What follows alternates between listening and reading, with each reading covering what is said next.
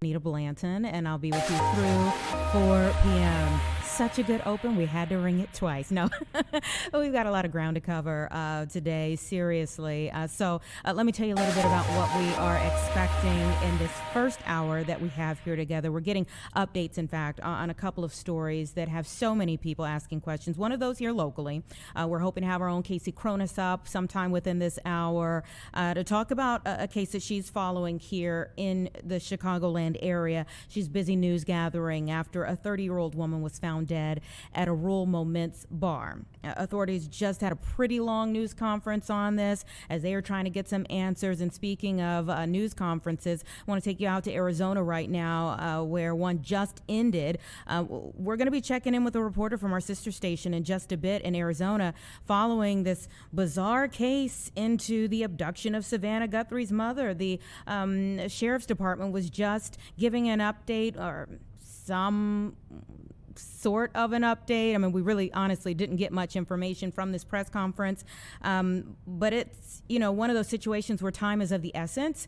There was medication that Savannah Guthrie's mother needed at a certain point in time just to keep her alive. So much uncertainty there as to what's taken place to Miss Guthrie, where she may be, if she is well or not. And again, we're going to be checking in with a reporter from our sister station in that area as a news conference just ended there. It's also National Spay and Neuter Month, and the county's Department of Animal and Rabies Control is making an offer that could help your pocketbooks and their efforts to control the pet population. So like I said, we have a lot that we're going to get to within this hour that we have kind of on the books that we expect. If there are some other things that pop up, we'll let you know. But our first guest is already on the line here. We are always excited to hear about new medical breakthroughs, especially if they have a connection to Chicago. And a local doctor just used a first of its kind imaging technology to uncover hidden cancer.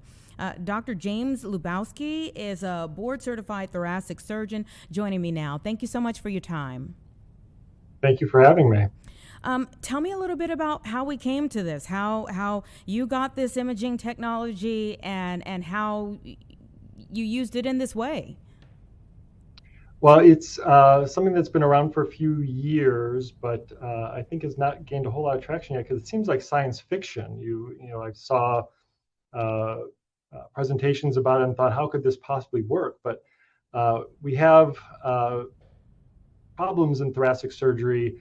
We're finding more and more small tumors, and they're getting harder and harder to find for us. I mean, we find them with lung cancer screening programs, but they're small. And then when we get into the operating room to take them out, we have a hard time finding them. And so it's an ongoing problem. And this product seems to have solved that problem by letting me see a tumor in real time in the operating room using special imaging devices. That sounds fascinating. I mean, how quickly is this happening? And what's going through your mind as you're using it for the first time?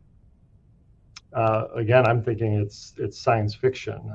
It's a product called Cytolux, and a patient will get it ahead of time, and it goes in through their bloodstream and binds to tumor cells. It also has a fluorescence molecule to it. My imaging device has a fluorescent light to it that will show me the tumor in color overlaid on the background lung tissue. And so as I'm doing it, I think this is miraculous that I can see these tumors while I'm operating on them. Mm-hmm. Yeah, I remember having a photographer who passed away several years ago from lung cancer who didn't find out about it until it was stage 4. So I can just see how much hope this could offer people in the future. Absolutely, yes. It's very important for people who have early stage lung cancer. It is hopeful as well for people who have stage 4 cancer of other types. If it has traveled to the lung, sometimes people have multiple spots and they can all be hard to find, and we can find those as well. And in doing so, we can minimize the amount of lung tissue and give them hope that we're going to get rid of all of their cancer as well. Wow. How do you see this? I mean, fundamentally, it changes the landscape for so many things, as you're just kind of touching on there. But how do you see this, like in the evolution of the job that you are doing to both preserve and save people's lives. How do you see this kind of changing the game?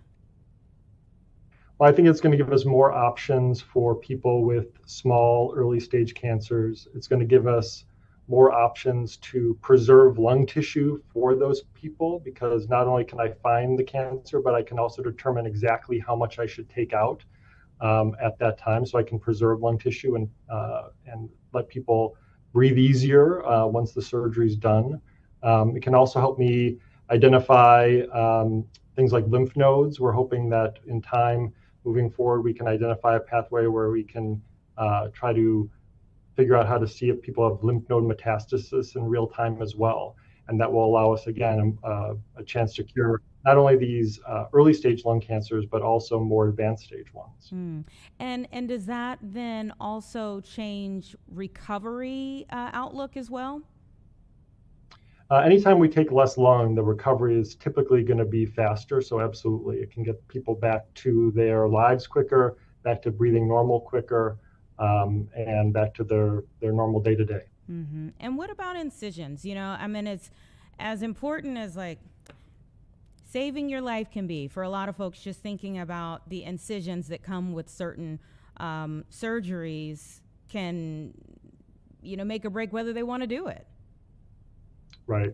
Well, thoracic surgery has a terrible reputation for large, painful incisions, but that, for the most part, has changed.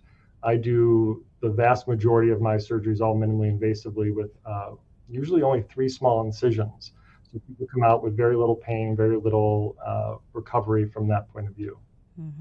And how, I mean, when you look at like the future of medicine, what are some things, even now using this, what are some things that you can see that maybe the industry is working toward? I think this is probably the tip of the iceberg for this sort of medicine and this drug. I think right now this is approved for lung cancer and ovarian cancer, but I'm sure that they're working on other tumor types that can be identified, allowing more types of surgeons to cure more types of cancers. I'm sure they'll be looking at highlighting certain different types of anatomy, so surgeons going in can find different structures more safely. So hopefully improve the safety of surgery going forward. Why do you think we're still seeing, lung cancer claim 130,000 lives each year? Well, I mean, smoking rates have gone down, but certainly smoking is the number one cause. What people don't realize is that 1 in 5 lung cancers are in people who never smoked a day in their life. So I think we're finding those lung cancers in people that we otherwise didn't find them in. So we're seeing those numbers go up as well and curing people sooner. And when we see that nearly 240,000 new cases are diagnosed annually, is that because you all are just getting better technology? Do you think it's added awareness, maybe a combination of several things? I mean, what are your thoughts on that? Well, certainly the lung cancer screening initiatives that are out there have helped tremendously. So I'm based out of Loyola, where we have a comprehensive lung cancer screening program where people who are high risk are identified and asked to participate in lung cancer screening, and that will help a lot. But just the proliferation of complex imaging generally, more people are getting CT scans for more reasons, and we're finding a lot of these tumors accidentally. And that's one of the most common stories I hear from people is, I can't believe I was so lucky to find this tumor so early. It was by accident. We were looking at something else. That is a common occurrence because imaging is common and CT scans proliferate. It's not just chest X-rays anymore.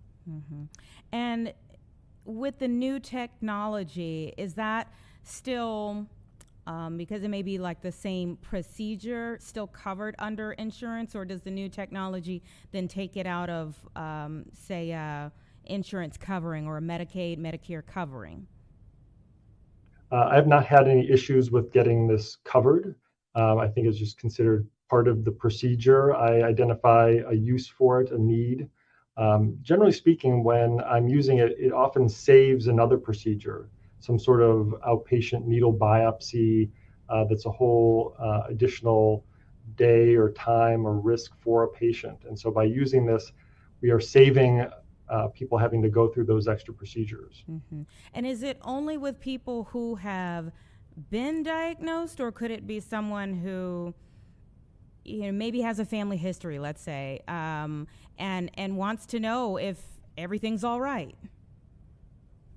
Well, a CT scan, getting that sort of imaging you would do through a primary care doctor or a pulmonologist. You probably wouldn't be using the Cytolux as a diagnostic. It is not a diagnostic tool. It just helps localize tumors intraoperatively. Finding a tumor early and going in to take it out as a diagnostic procedure, we do, and this certainly does help with that. Mm-hmm. Well, it really is amazing what you all are able to do. Does it still shock you to see medical breakthroughs coming? I don't know. I mean, when was the last time you really felt like this was a medical breakthrough before this? I think for the realm of lung cancer, we're seeing more and more use of immunotherapy, which is the latest generation of medical treatment for lung cancer. It's sort of the next step beyond chemotherapy. And we're seeing a lot of people be identified who are candidates for that. And those folks have a great response to those treatments with less side effects. And so whenever I see a patient with a large tumor and they get treatment ahead of time, and my job is to take it out afterwards, we're finding more and more people when we take it out, we can't even find any cancer anymore because it's all been killed off by the immunotherapy, which we did not see nearly so often with the old style chemotherapy. Yeah. And when you're having conversations with patients, what kind of frame of mind does that put them in? I think it gives a lot of hope and a lot of confidence. I think patients like to know their doctors are using the latest and greatest technology in order to help them. And that's something that I always strive to do for patients, is make sure we're doing everything possible to cure their cancer, and at the same time preserve their lung tissue and preserve their lifestyle and minimize all the procedures they have to go through. And this allows me to do that. Mm-hmm. How many people have you used it on so far? That's a good question. I don't have an exact number for you. It's dozens. And every time we get more and more information about how to best use it, as it is a newer medication. It is somewhat a learning process, but it's one that's quite safe and I found to be beneficial at every step of the way. Will be very interesting to see how things go in the days, weeks, and years to come. But really appreciate you taking the time out of your busy schedule to chat with us about it today. Thank you so much for your time. Thank you for having me. All right, take care. It's 1:13, everyone. We're going to take a 2-minute break, and we'll be right back.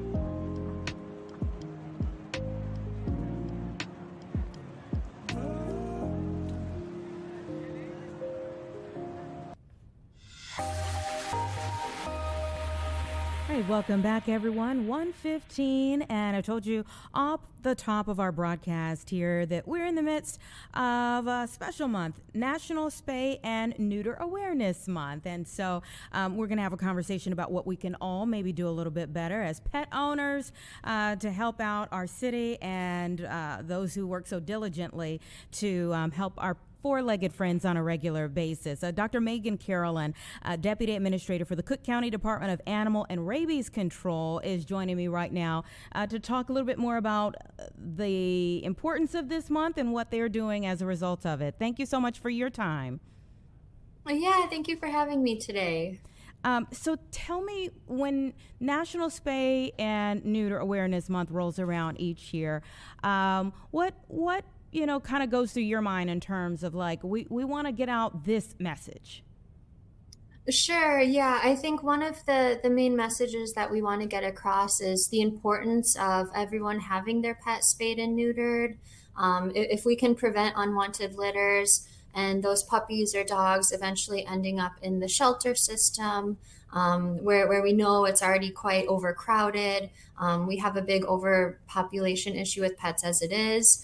I think that's one of the main messages that we want to portray, as well as health benefits that pet owners can expect from their pets after getting spayed and neutered too. So there's the broad issue of pet overpopulation, as well as the individual pet health benefits that can be incurred. Let's kind of break down both of those. I want to start with the pet population. So, is there a reason why February is National Spay and Neuter Awareness Month? I can't speak to the exact reason why it's February, but I know historically it has been, and definitely it's a nationwide event. But I can't speak to the exact reason why February. Okay. I was just thinking in my mind, I wondered if it's to, before spring gets here, to try to kind of get a heads up on things that typically happen around springtime. Sure, sure. Yeah, that very well could be why. So tell me, here in Cook County, what is the pet population like right now? What are some of the things that you all are seeing? Yeah, broadly speaking, many of the shelters within Cook County, and really it's not just Cook County, it's really a nationwide issue at this point. Shelters are really crowded. Animal intakes have gone up substantially since the pandemic. It's a major issue. Last year, ASPCA estimated over 5.5 million cats and dogs ended up in shelters. And unfortunately, the overpopulation issue does create some challenges in a shelter setting, in that shelters have to serve the community, they have to take in animals, and sometimes this can result in euthanasia of animals that are already in the shelter. Last year it was estimated over 600,000 were euthanized as a Oh, result. oh my goodness, that hurts my heart. I'd imagine you all try to work with some of the shelters in the area, some of the no-kill shelters that maybe can take on some of those animals, but you would still have more maybe than they could even take on. Yeah, exactly. I mean, shelters are really operating at max capacity and doing everything that they can, but this is just kind of being felt across the board. Yeah. So when you say benefits to spaying and neutering, tell me a little bit about those. Sure. So, some health benefits for female dogs being spayed include decreased risk of mammary cancer as the pet ages, decreased risk of uterine infection called pyometra, which is often an emergency. It can be life threatening, decreased ovarian cancer risk. And then on the male side of things, for male dogs getting neutered, the risk of prostate issues as the dog ages is substantially decreased, as well as testicular cancer. We often talk about like when people first get a puppy or first get a dog from a shelter to make sure they're spayed or neutered. But is there like a certain time in their life when it's most important that you do it then? Yeah, that's a good question. So it's never too late to do it, is what I would say. So pets of all ages can be spayed and neutered. I would recommend that pet owners maybe reach out to their vet and talk about their individual pet's needs and determine the best time for that individual animal. But definitely, pets of all ages can be spayed and neutered. Tell me about the discounts that you all are offering this month. Sure. So, if a pet owner goes to a participating clinic, they'll receive a $40 discount on the spay or neuter surgery. This is given up front. There's no need for like a coupon. You're not waiting for a rebate. But definitely the pet owner would want to make sure that their veterinarian is one of the participating veterinarians. There's a lot, there's over 60 within the county. Um, yeah, so $40 and there's no limit to the number of pets. So if you've got 5 dogs, you can bring 5 dogs in for the rebate. Um, when I think of what you all do on a regular basis for someone like yourself, um, obviously we're grateful that you're able to perform these procedures. What do you think, though, are some of the misconceptions about them? Yeah, that's a good question. I think that some owners have a misconception that their dog might be like less tough if they're, spayed or neutered in particular. That's certainly not the case whatsoever. We don't see too many personality changes, although maybe those that owners report are actually beneficial. For example, unneutered males sometimes will have behaviors where they try and leave the house or escape the yard in search of a female dog. And owners do report that that behavior lessens. So, in turn, there's less strays on the street as well. Yeah. Uh, Tell me what it's like to work for, an agency like you work for. When you're seeing so many of these pets that need these homes. Yeah, I mean it's really difficult. I mean it's a challenge trying to juggle the needs of the community versus what the shelters are dealing with. It feels like it's always a balancing act, and I think anything that we can do to help kind of curb the population issue is beneficial for everyone. Are there some sparks of hope in terms of things happening here in Cook County that tell you we're headed in the right direction or a better direction? Sure. I mean, I think I have so much respect for all of the shelters within Cook County. Everyone is really putting their best foot forward to try and do everything they can. But again, this is a nationwide issue at this point. So, I mean, we are optimistic, but definitely still facing challenges. Are there some things that you all are still like working toward in terms of like um, some markers, some goals that you all are trying to work toward? Sure. I mean, I think like seeing the numbers for the spay and neuter program are always very promising, as well as hopefully seeing a decrease of animals being admitted into shelters year over year. Has it gotten better or worse since the pandemic? It's gotten worse. So the pandemic was definitely a unique time in history in that a lot of shelters were actually seeing decreased admissions, increased adoptions. Some shelters were actually empty for Oh. the first time ever. But since then, since people kind of started returning to their regular life, going back to work, finding that maybe having a pet in those circumstances is more challenging. We have unfortunately seen more pets surrendered to shelters and rescues. What are some other things that you feel, either a potential home for a new pet, or for those of us, if you are a pet owner at home, some things that we need to be doing better outside of spaying and neutering? What are some things that we need to be doing better as pet owners? Sure. So always I would recommend keeping your pet on a leash when you're outside. This is one of the easiest ways to prevent stray animals, losing your pet. I would definitely recommend microchipping your pet as well. This is a nice kind of safeguard in case they do get out for any reason. If they're brought to a veterinarian hospital or an animal shelter, if they have a microchip, that will connect them back to you. So the shelter can read the chip information and just give you a call and say, hey, we have your animal here. The other thing that I definitely would recommend is making sure pets are vaccinated, rabies in particular, but also some of the other infectious diseases that are more endemic to the area, such as parvovirus, distemper virus, leptospirosis. So I'm just checking in with their vet and making sure everything is up to date from that perspective too. And Dr. Carolyn, just one final question. I would love to find out a little bit more about how you got to do what you do.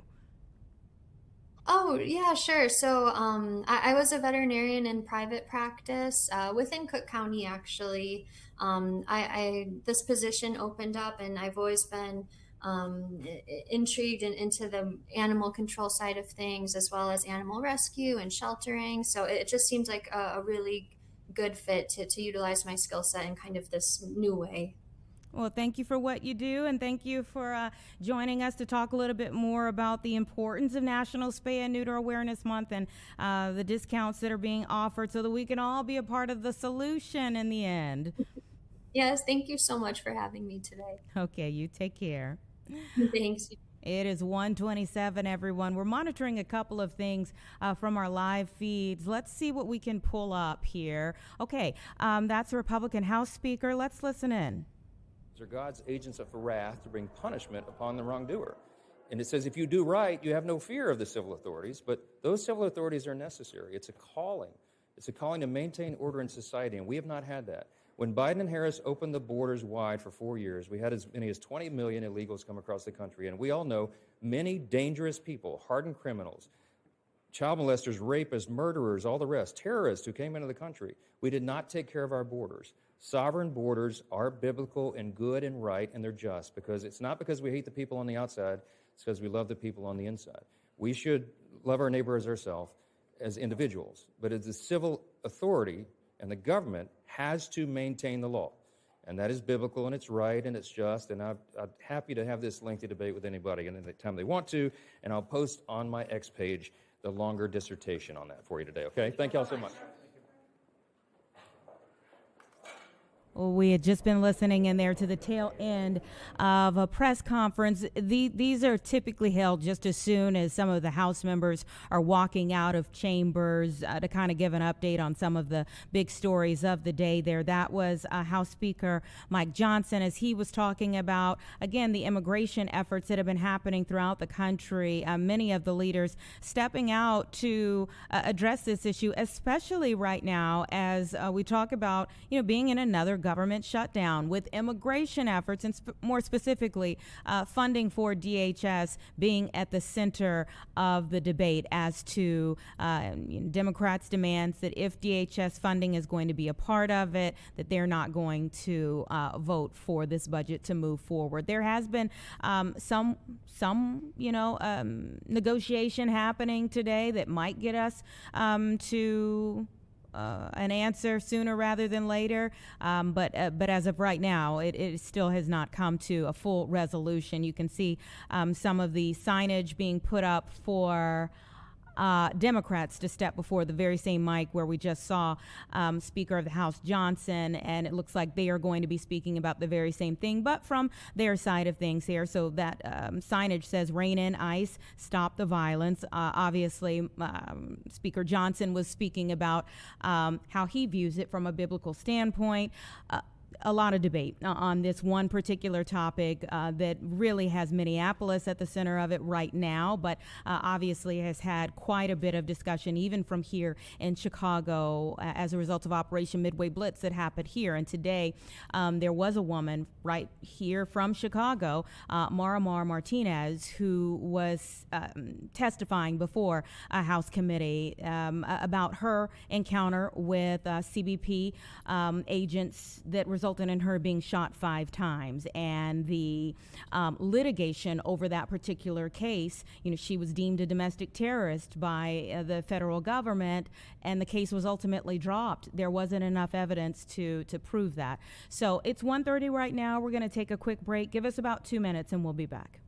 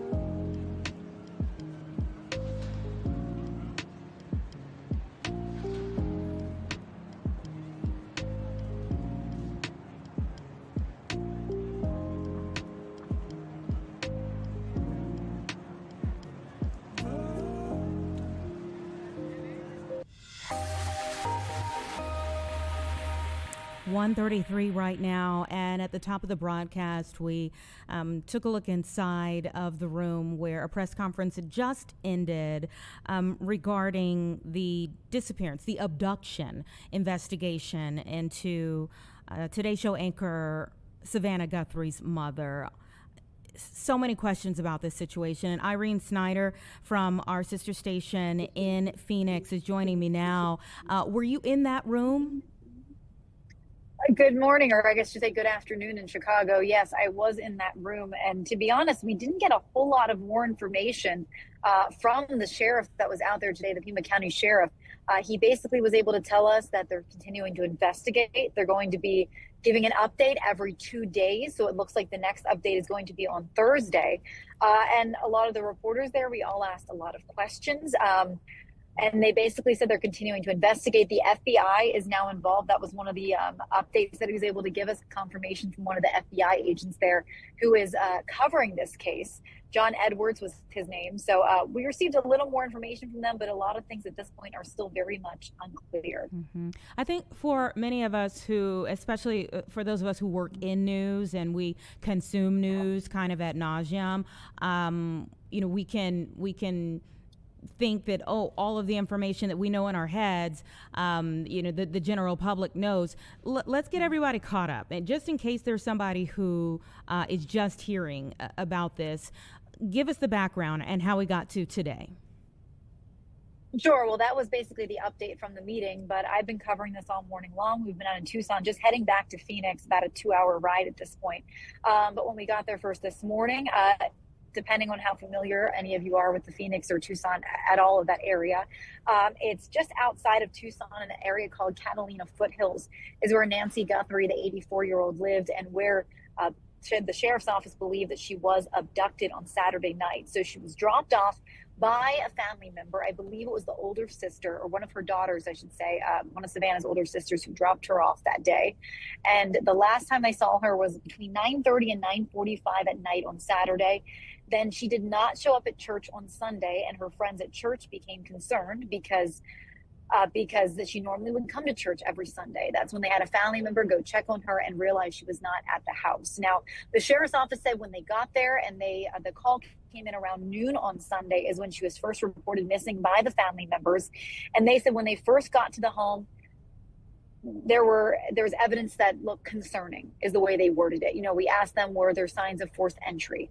And they didn't confirm there were signs of forced entry, but they did say to us just during the press conference now, what they saw was concerning to them. No, not exactly specifics in that point, but it was concerning to them. Since then, they have, again, as I mentioned, the FBI is involved in this investigation. They're helping to work alongside the Pima County Sheriff's Office. And then they're also collecting any Ring doorbell cameras. They said there were cameras inside Nancy Guthrie's home. They didn't say where they were facing, if they picked up any information, weren't able to share any of that. But the sheriff said there's a lot that's going on in this investigation right now. And, it's just too soon to say a lot of things and determine what happened. But one thing that the Guthrie family was sure to mention is they said she has some medication she needs to take daily. And it's medication she needs for her life. And she's been without that now for, 48 hours going on plus at this point, Mountain Standard Time. So they're concerned about that. They're concerned about her well-being. The other question a lot of people had was this, could this have been cognitive, dementia related? We hear a lot of times about people who are older, maybe they, dementia related, Alzheimer's, and then they maybe wander off and then they're found later. They said she was very much of sound mind and this is not dementia related. They did find signs in the home. They believe she was abducted. Again, they didn't give us specifics as far as what they found, but they did say that they sent a rush order to Phoenix, a lab in Phoenix, to get some DNA tested. They were not able to confirm whose DNA that was, but they said they are having that tested, and that's a rush to get that done. The community very much involved. We were talking to neighbors this morning, a lot of them walking their dogs by the house. They had a sign in front of Nancy Guthrie's home saying that they're thinking of them. They stand with the Guthrie family. Savannah, too, posting things on Instagram saying how much her mom means to her, and they're asking for prayers. The big thing now is getting the community involvement, and the sheriff's department really wants anyone with information, any Ring doorbell cameras, anything like that to come forward, and that will help them with this investigation. Yeah. Was that pretty shocking to you when he said we'll be back in 2 days? Well, he said that they're going to be giving regular updates every 2 days unless there is any breaking news. So if they have any kind of break in the case, they will meet with us sooner. It just was like, well, why not? Like, we'll have regular updates. It was a little weird hearing 2 days. But what has struck you with this investigation? I mean, what are people in that area talking about? There's so much that's online. So even if we could debunk some of the things that are online versus them saying we're not confirming or denying anything, what are some of the things that are kind of being talked about? Well, some of the questions during the press conference were because Savannah Guthrie is in anger in today's show, and a lot of people know her across the country. Could this have been a targeted attack, or was it a random attack and just happened to be Savannah Guthrie's mom? We asked the sheriff about that during the meeting today. He said they're investigating both sides. They can't say it was targeted, and they can't say it was random. So not an answer with that, but that I think is one of the things I've been seeing as far as a lot of comments online. Was this targeted because of Savannah Guthrie's position? So that was the sheriff's response to that question that we asked there today. A lot of people were asking, why can't they share the camera footage? The sheriff's department, we asked about that as well. And they're saying, well, hey, we're still early on in the investigation. We have all this stuff we have to comb through ourselves before, they release more information to the public. But the community members are the ones they really want at this point to step up, because anyone in that area who would Ring cameras. Another thing to make note, I was out there this morning as early as 4 o'clock this morning. I think we arrived on scene around there, and it's very dark in that community. So the only lights, we had dozens of media members there. The only lights we could see were the lights of the camera lights, and the extra lights we as media members brought out there with our photographers. So there's not a lot of light there for anyone to have seen. I don't know how much a camera even would have picked up had there been a camera outside, because of the dark nature of that community. Also, the homes, I wouldn't describe it as a rural area so much, but it wasn't, we think of it as a typical suburban neighborhood, especially I can imagine people in Chicago. I live in Phoenix, the homes are closer together. If someone were to scream, you feel like you would hear that. The homes are they're not right next to each other, put it that way. They have neighbors, but the homes aren't close enough together that they might have heard a scream or a cry for help. So those are some other interesting things to note and questions that I've gotten online today as well. Yeah, and is it an elderly community that she lives in? It's not a gated community. I think the people that I saw walking this morning, I saw some people who were maybe in their 40s. I wouldn't say it was an elderly community, but I didn't see anyone particularly young. But I don't think it's like a 55 plus community to my knowledge. Mm-hmm. Yeah. And when they talked about sending a DNA sample, there's been some conversation about, well, was there blood that was found? But we don't know that there was blood that ended up being the DNA sample yet, right? So that's an interesting question, because earlier on today, I know there were other outlets, TMZ included, that were reporting that there was blood found inside the home.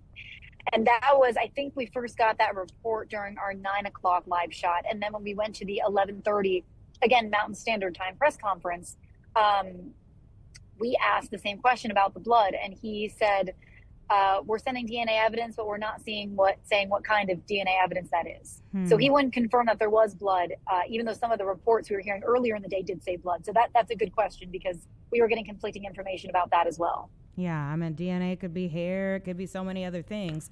So still a lot of questions on this one, and they're keeping pretty tight-lipped about this. But we certainly hope that there's a breakthrough very soon, and we know you're out news gathering right now on the go, so we certainly appreciate you taking some time for us. Well, thank you for your time this morning. We're going to be back out here again tomorrow, so hopefully getting some updates. Okay, Irene, thank you. Take care. You all be safe on the road. We're so grateful anytime, the reporters who are literally en route somewhere can just take some time for us as they're news gathering to update us on what's going on. And she's so right in terms of, we were watching the news conference, but her being inside of that room for the news conference, you just wondered, okay, why did they bring everyone here without more information? There's some value, of course, not in giving away all the information that you have. Obviously, it may be an investigative, tip for them. It may lead to more information being discussed. May make sure that whoever abducted Miss Guthrie, doesn't get a heads up on them. Who knows? But we obviously hope that she's found safe and sound very soon, but that the family, more than anything, just gets some answers very soon as well. It's 1:43. We're going to take a quick break, everyone.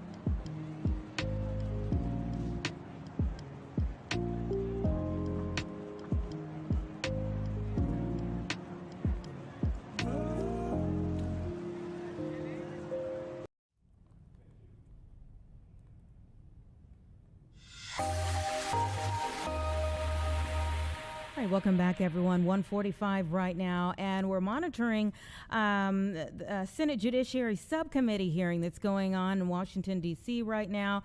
They are examining the competitive impact of the proposed Netflix Warner Brother transaction that we've talked so much about. Let's listen in to Senator Booker.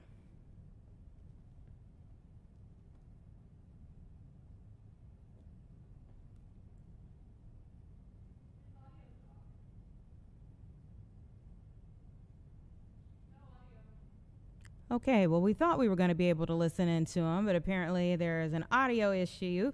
Again, we've been talking a lot about what's been going on with this particular deal, whether it will go through, some of the FCC issues with a proposed deal of this nature. And of course, at one point in time, there was even a bid for a hostile takeover to try to make things move a little bit quicker. But again, this is Warner Brothers and Netflix, with the possibility of merging, and so much has gone on with this particular deal. So as of this month, Netflix is pursuing this.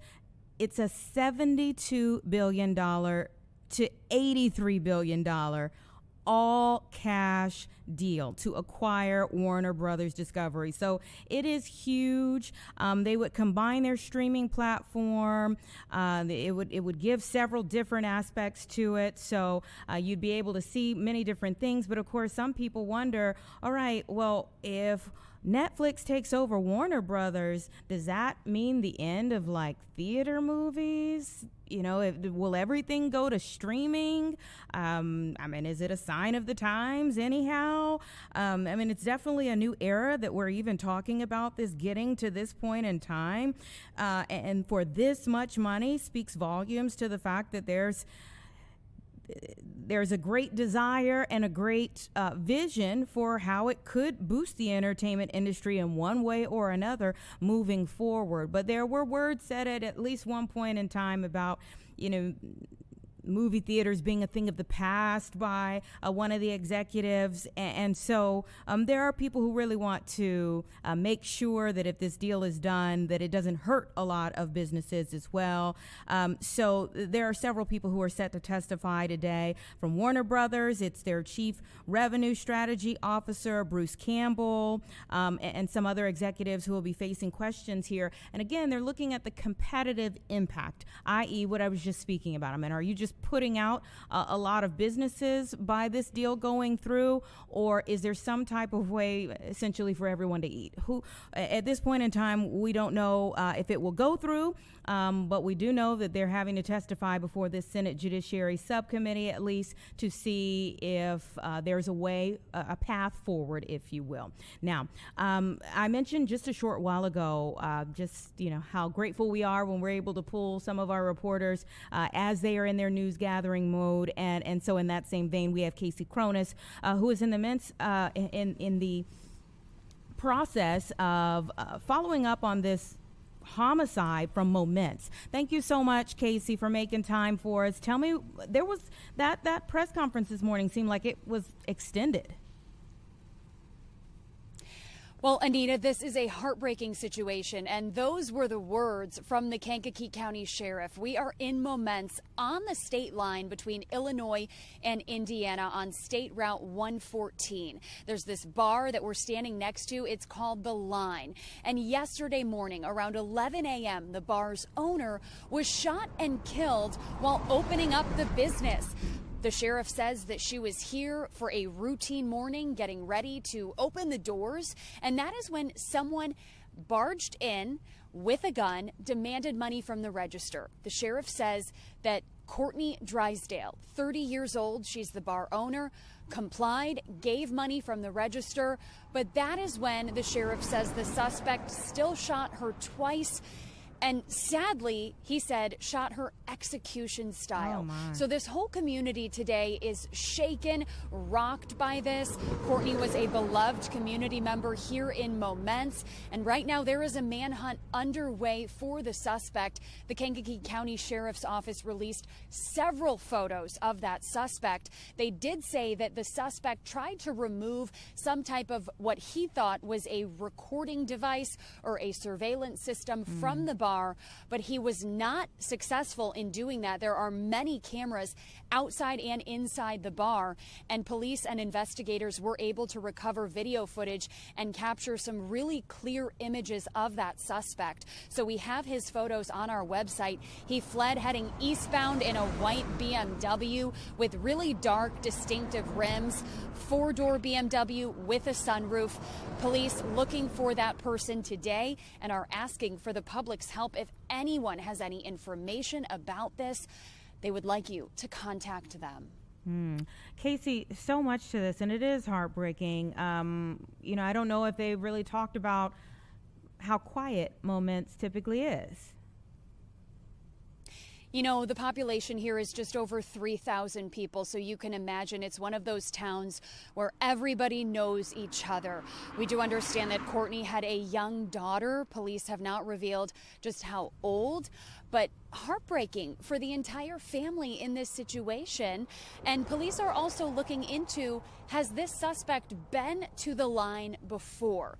Someone asked that during the press conference. Investigators say they are combing through old surveillance video from the bar to try to pinpoint if he had any connection to the line whatsoever. Yeah, that was going to be my next question, Casey. But when you talk about trying to take down a recording device, I wondered if it was because he realized he was being recorded or because he had already cased the place, so he had already been there or worked there. And time will tell. That's something that investigators are working on. We had a sheriff's vehicle here earlier today, and we did see a deputy taking out a brown paper bag, which is typically what evidence is put in. So we're unclear what was in that bag, but he did exit the bar some time ago, about a half an hour ago, and left in a sheriff's vehicle. So we're hoping to learn more about this as the case evolves. But right now, the big issue is that that suspect is still out there. Police are urging the public that if you do recognize him, because he is believed to be armed and dangerous, don't approach, but call 911. Yeah, and just peel back the process for you today. Of course, the press conference was this morning. Where do you go from here in getting ready for the 4 p.m. show? So after the press conference, which was shot by one of our colleagues because we were on the way, Momence is about an hour plus from the city. So we stopped in the downtown area before heading here to the bar. The downtown area is about 10 minutes from here, so we just wanted to kind of get the lay of the land before coming to the bar, which is still in Momence, but it's right on the line. You might be able to see behind me here, but you can see the Indiana line. Rob will kind of pan over to it, but that is Indiana. So that is where that suspect fled. Exactly. It's just feet away from this bar. So right now we are at the bar. The bar is understandably shut down today and likely will be for several more days. No one who works at the bar has stopped by since we have been here. But that's where we are at right now in our process, getting the lay of the land and hoping to chat with some folks who knew Courtney.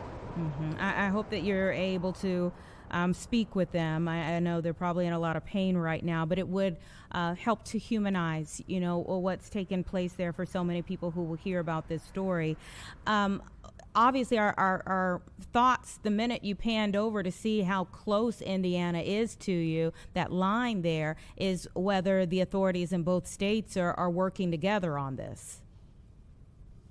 And it sounds like this is a multi-agency investigation. The sheriff did mention several other police departments that are assisting in this investigation. So I would imagine that right now they are trying to pinpoint with license plate technology perhaps where that vehicle is.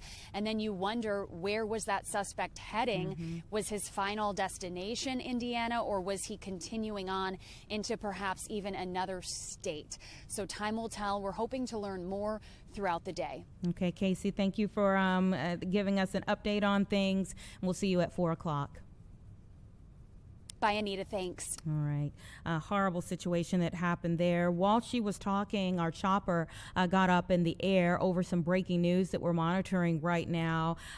This is, all right, it looks like they're still on the move here, but they were headed to a truck accident that took place on 95th and Yale.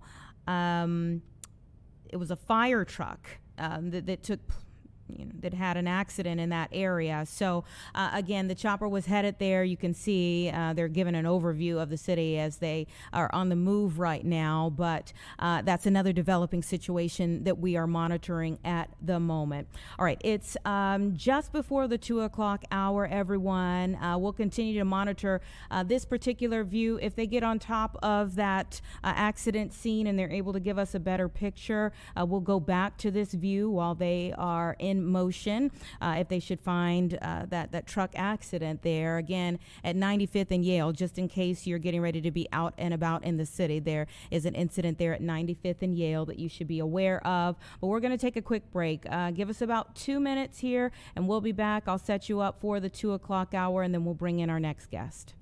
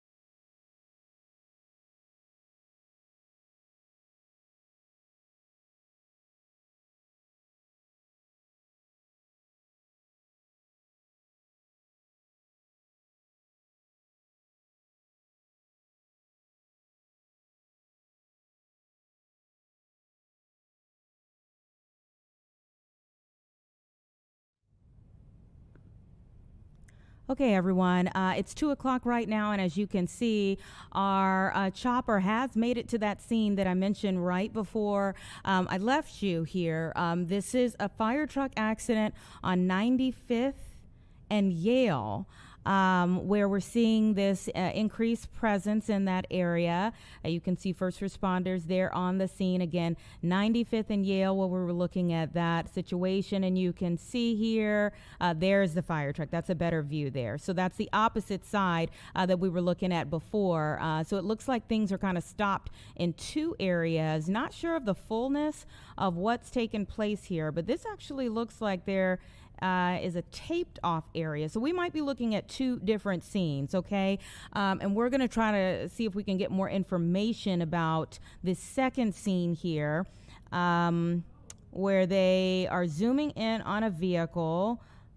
It looks like that may have been what was on fire, okay? Or maybe there was some type of accident and it was able to get there, because you can see on the pavement there that it does look like there was some movement going on in that area. So it may have involved a fire truck, but very clearly there's another vehicle that was involved in some type of incident, and it looks like there was a fire that engulfed that vehicle as well. So we're looking to get more information again on what's taken place out there right around 95th and Yale, where it does look like we're looking at maybe two different scenes. This one in particular, where you can see more of the burn marks on the pavement, and also a couple of different vehicles. Again, it appears that one fire truck at least is involved, and possibly another vehicle that was involved in an accident in this area with a fire. So as we get in more information on that, we will pass it along to you. But we've been monitoring several things today. You can see here in this area, it looks like police are actually apprehending or having some type of altercation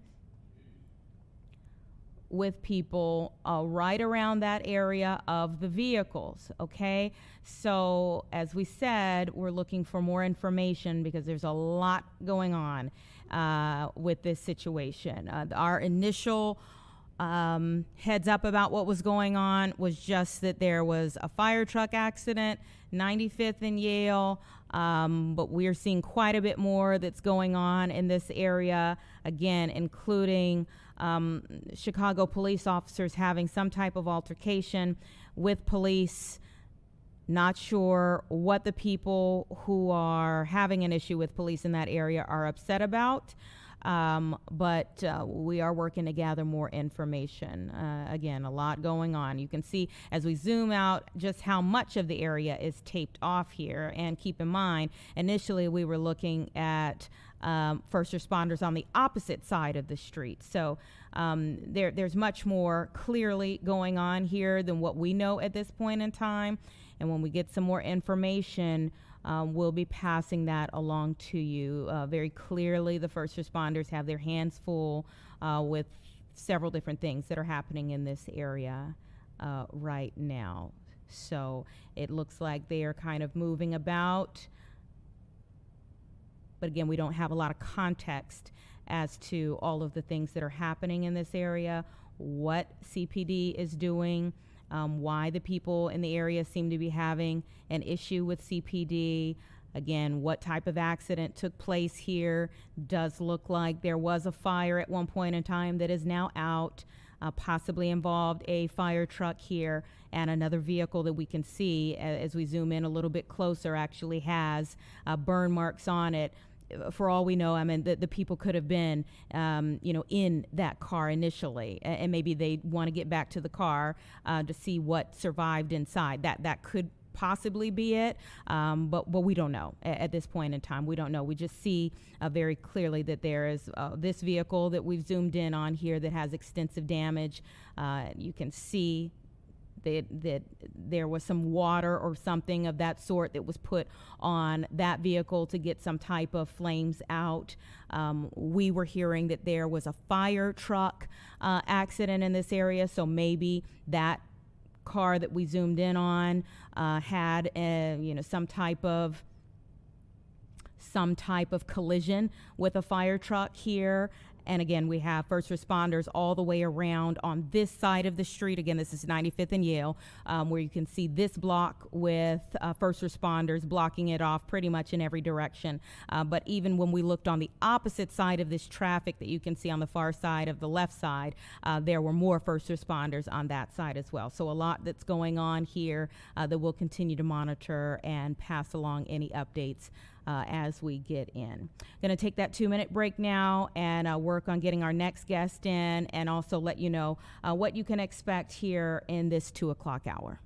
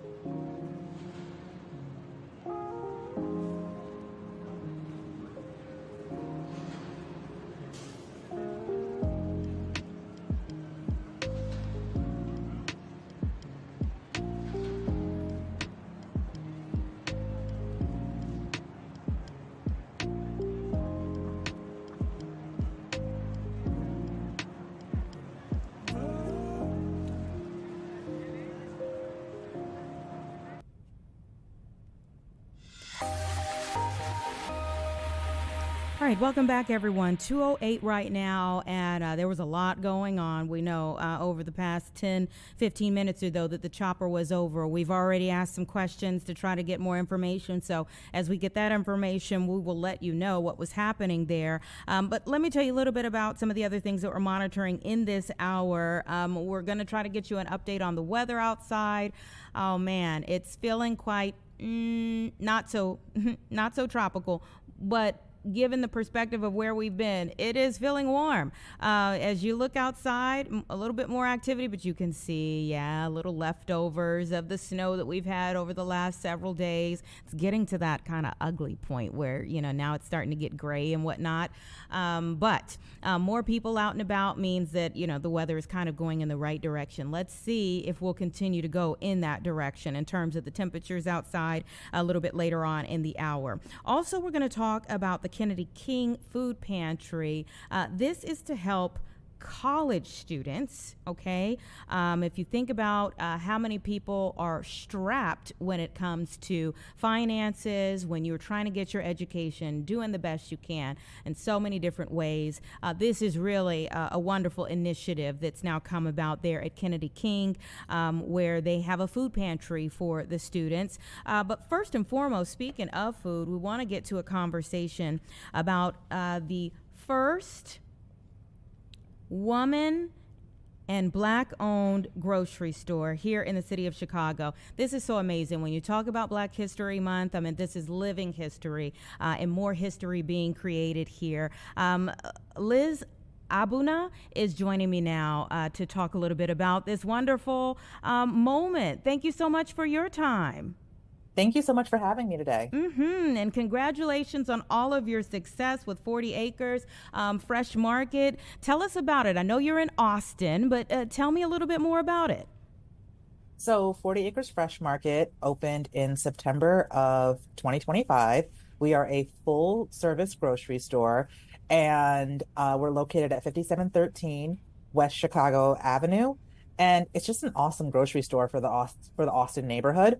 Um, we have everything from fresh produce to a service meat counter, prepared food, full line of grocery, awesome in-store radio.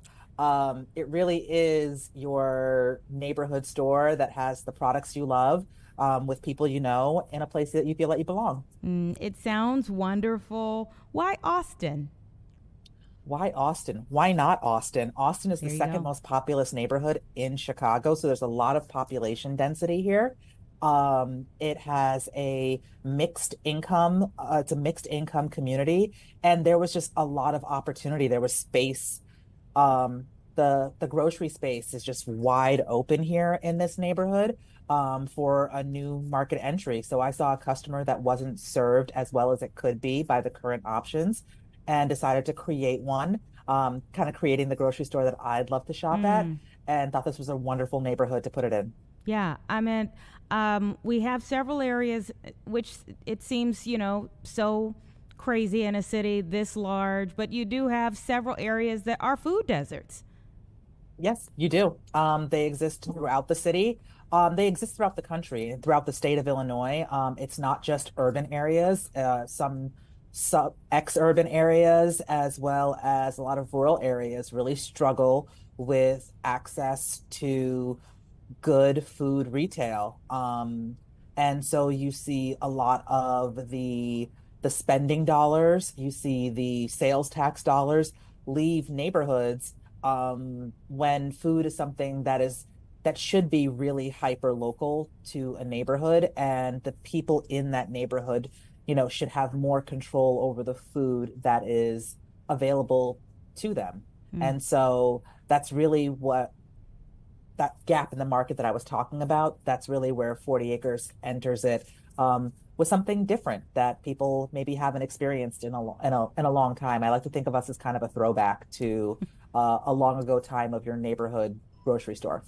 Yeah, and a throwback in terms of the name as well. Let's get into this name, 40 Uh, acres. Obviously, when you hear 40 acres, I'm thinking 40 acres and a mule.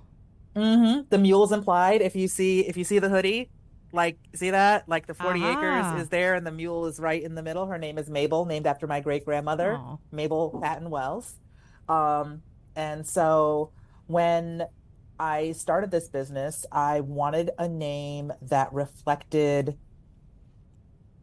me, reflected the neighborhood in which I wanted to build my business, which is the Austin neighborhood. And so I wanted a name that was rooted um, in Black culture, in Black history. And then if you think about where does food come from, food comes from the earth.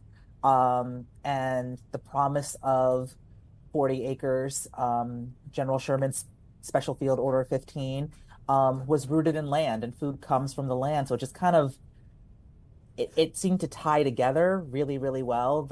The cultural aspect, the the origin of where our food comes from, and a broken promise that, um, maybe someday could be fulfilled in a certain way. Mm-hmm. And then you add fresh market to it and you have alliteration. And I love alliteration as an AP English kid. Well, we love alliteration around here as well. In your process of dreaming this up and bringing it to fruition, are you also working with like black farmers? So we started 40 acres I started 40 acres in 2018, as I said. And so there's been a progression. We didn't start with a store. I was not ready to start with a store. I had no Mm-hmm. idea what I was doing. Sure. So I started with pop-up markets, and moved into delivery service. We are the city contracted operator for the city market, at Austin Town Hall, which is the farmers market in Austin. And so over time, we have worked with a lot of local farms. So we work with Windy City Harvest. We work with Urban Growers Collective. We work with, Sold to Chicago Farm, um, local farmers to bring in local produce for our produce box delivery service and for the farmers market season. It's a little more difficult with the grocery store, as that is, as you know, like there's a short growing season in Illinois, and Mm-hmm. we have to sell produce in the store year round. And also, the way people eat in this country, like you're never going to find locally grown bananas. Bananas don't grow here, or avocados, or mangoes, or Yeah. those types of things. So to have a wide range of food, it can't all be local, but when we can, we go local, and where we can find um emerging Black farmers, we absolutely work with them, especially when it makes sense for both of our businesses. Yeah, absolutely. I think it's ripe for opportunities to I see what you did boost there. other boost many businesses. At the same time, I love Urban Growers Collective that you mentioned there, and the work that they do, especially with young people in the city who don't think that things in a this type of area can flourish from that standpoint. What does it mean to you to be a part of a changing narrative? I don't even know if I think about it that much. I Mm. think that my goal is a successful store. My goal is a store that doesn't just open, but that stays open for years and years to come.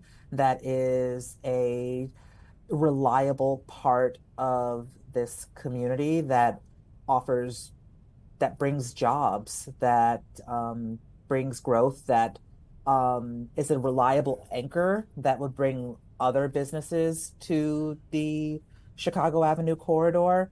Um, I don't really think of myself as like being part of like history or anything like that. It's Mm-hmm. just I want to build a business that succeeds, and that's like where my focus is 100% of the time. And so my goal is always like, okay, how do we compete better every single day? How do we satisfy our customers better? How do we get the word out better to people that like there's an amazing grocery store right here in your neighborhood, and you don't have to like sacrifice anything to shop with us. It's not a nice thing to do. We're meeting your needs in a way that it makes a mundane chore more enjoyable.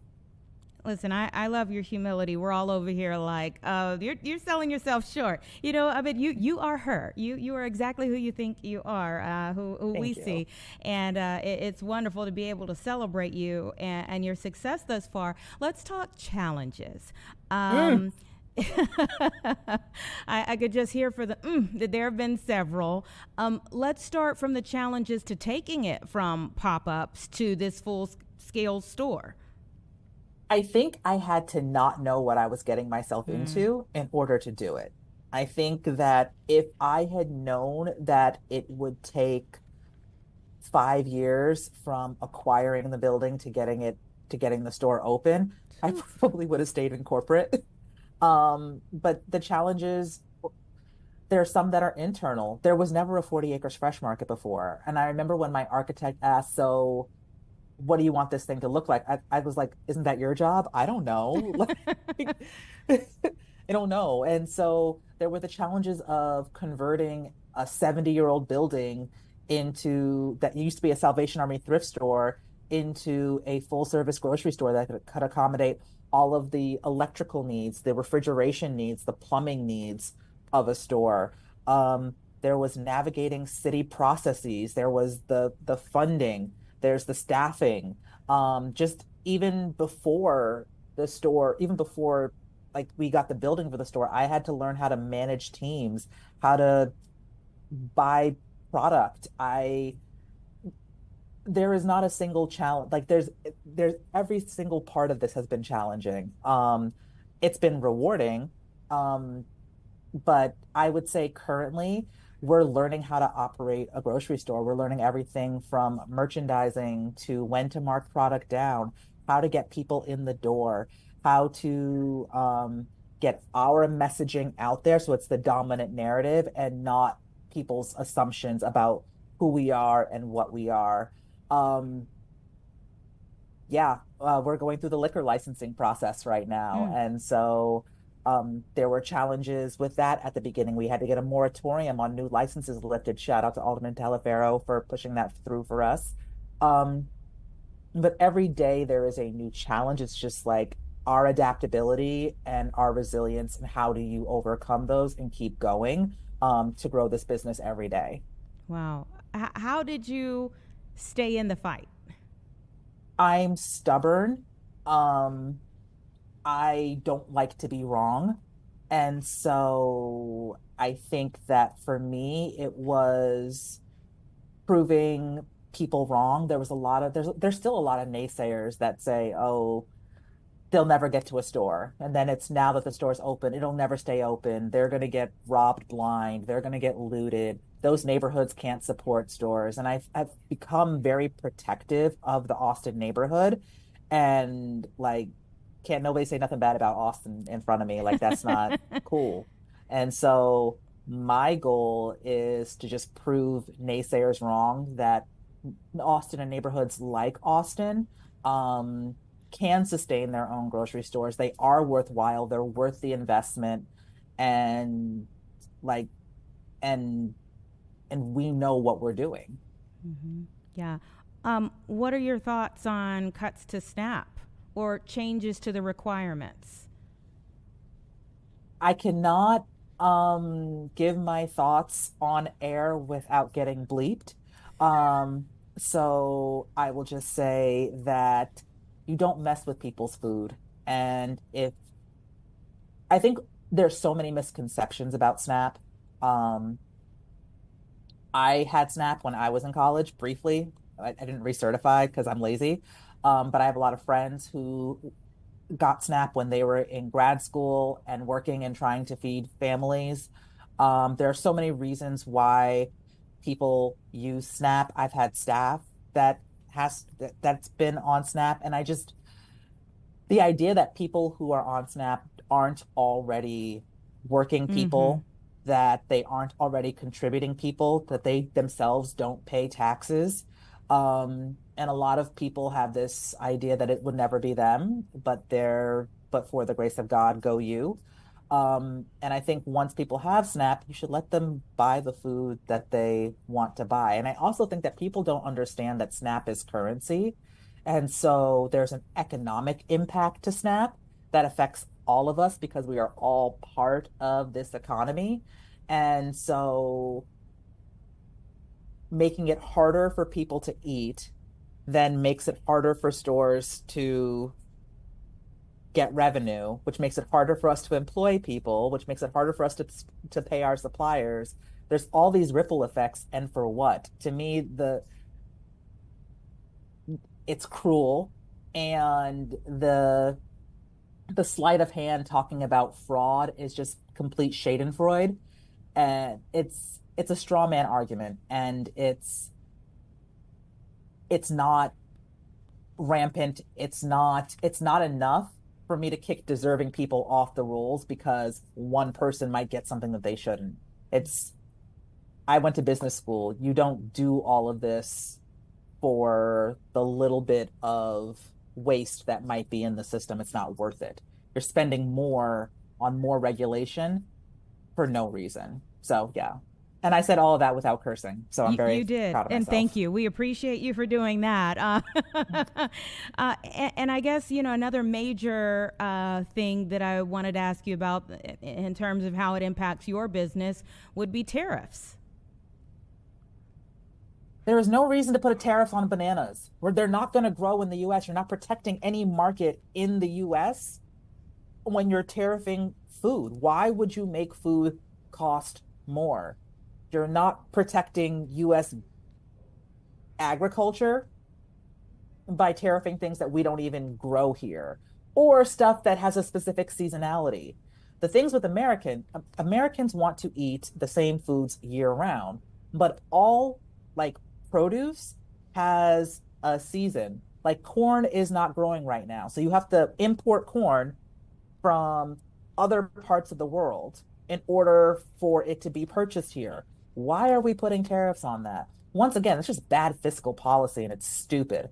But when you have an unqualified administration putting unqualified people in positions of power, this is the stupid stuff that happens. Well, listen, I love the concept of what you're doing. I love seeing you flourish And I think it's just wonderful to be able to see someone who had an idea and to bring it this far. And I'm sure there are many more things to come. So please keep us updated. Let us know about things that we need to be letting other people know about. Absolutely. Thank you for having me today. I really appreciate the conversation. Absolutely. Best of luck to you. Thank you. 226, everyone. It really is great to see people who invest in the city. I mean, she's originally from New York, but came here for business school in Chicago and put that education to work right here in the city, like seeing an area that she felt was disinvested in and turning it around to something so awesome. Who knows what is to come for 40 Acres Market, but it's a part of the greater solution in terms of bringing more things to that neighborhood and, of course, thereby helping the city overall.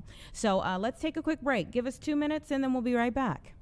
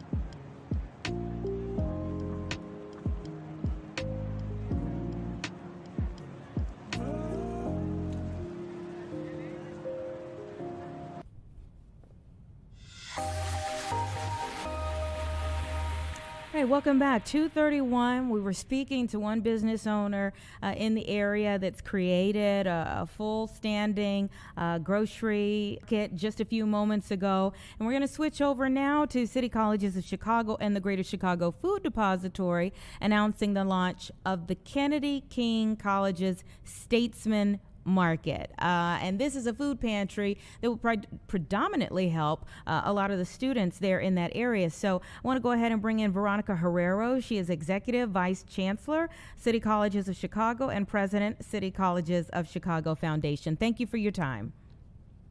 Hello, good afternoon.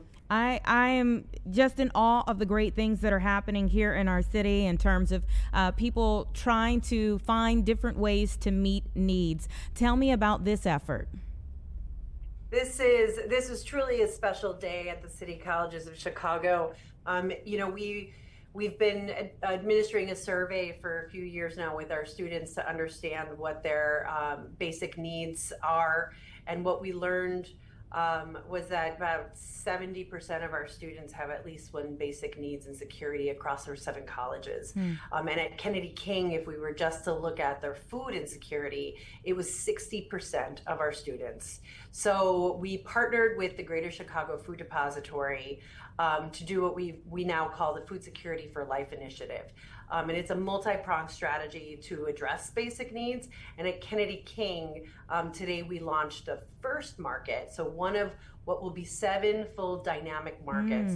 They are markets that aren't just providing food for our students who are in need, but it provides dignity and it provides care and support. And we're just really excited about this launch today. Yeah, let's take that part of dignity and expound on it. How food insecurity really goes well beyond just the food itself. That's right. So even if I were to think of something that I feel very strongly about is supporting our parenting students. So about 30 to 40% of our students at City Colleges are parenting.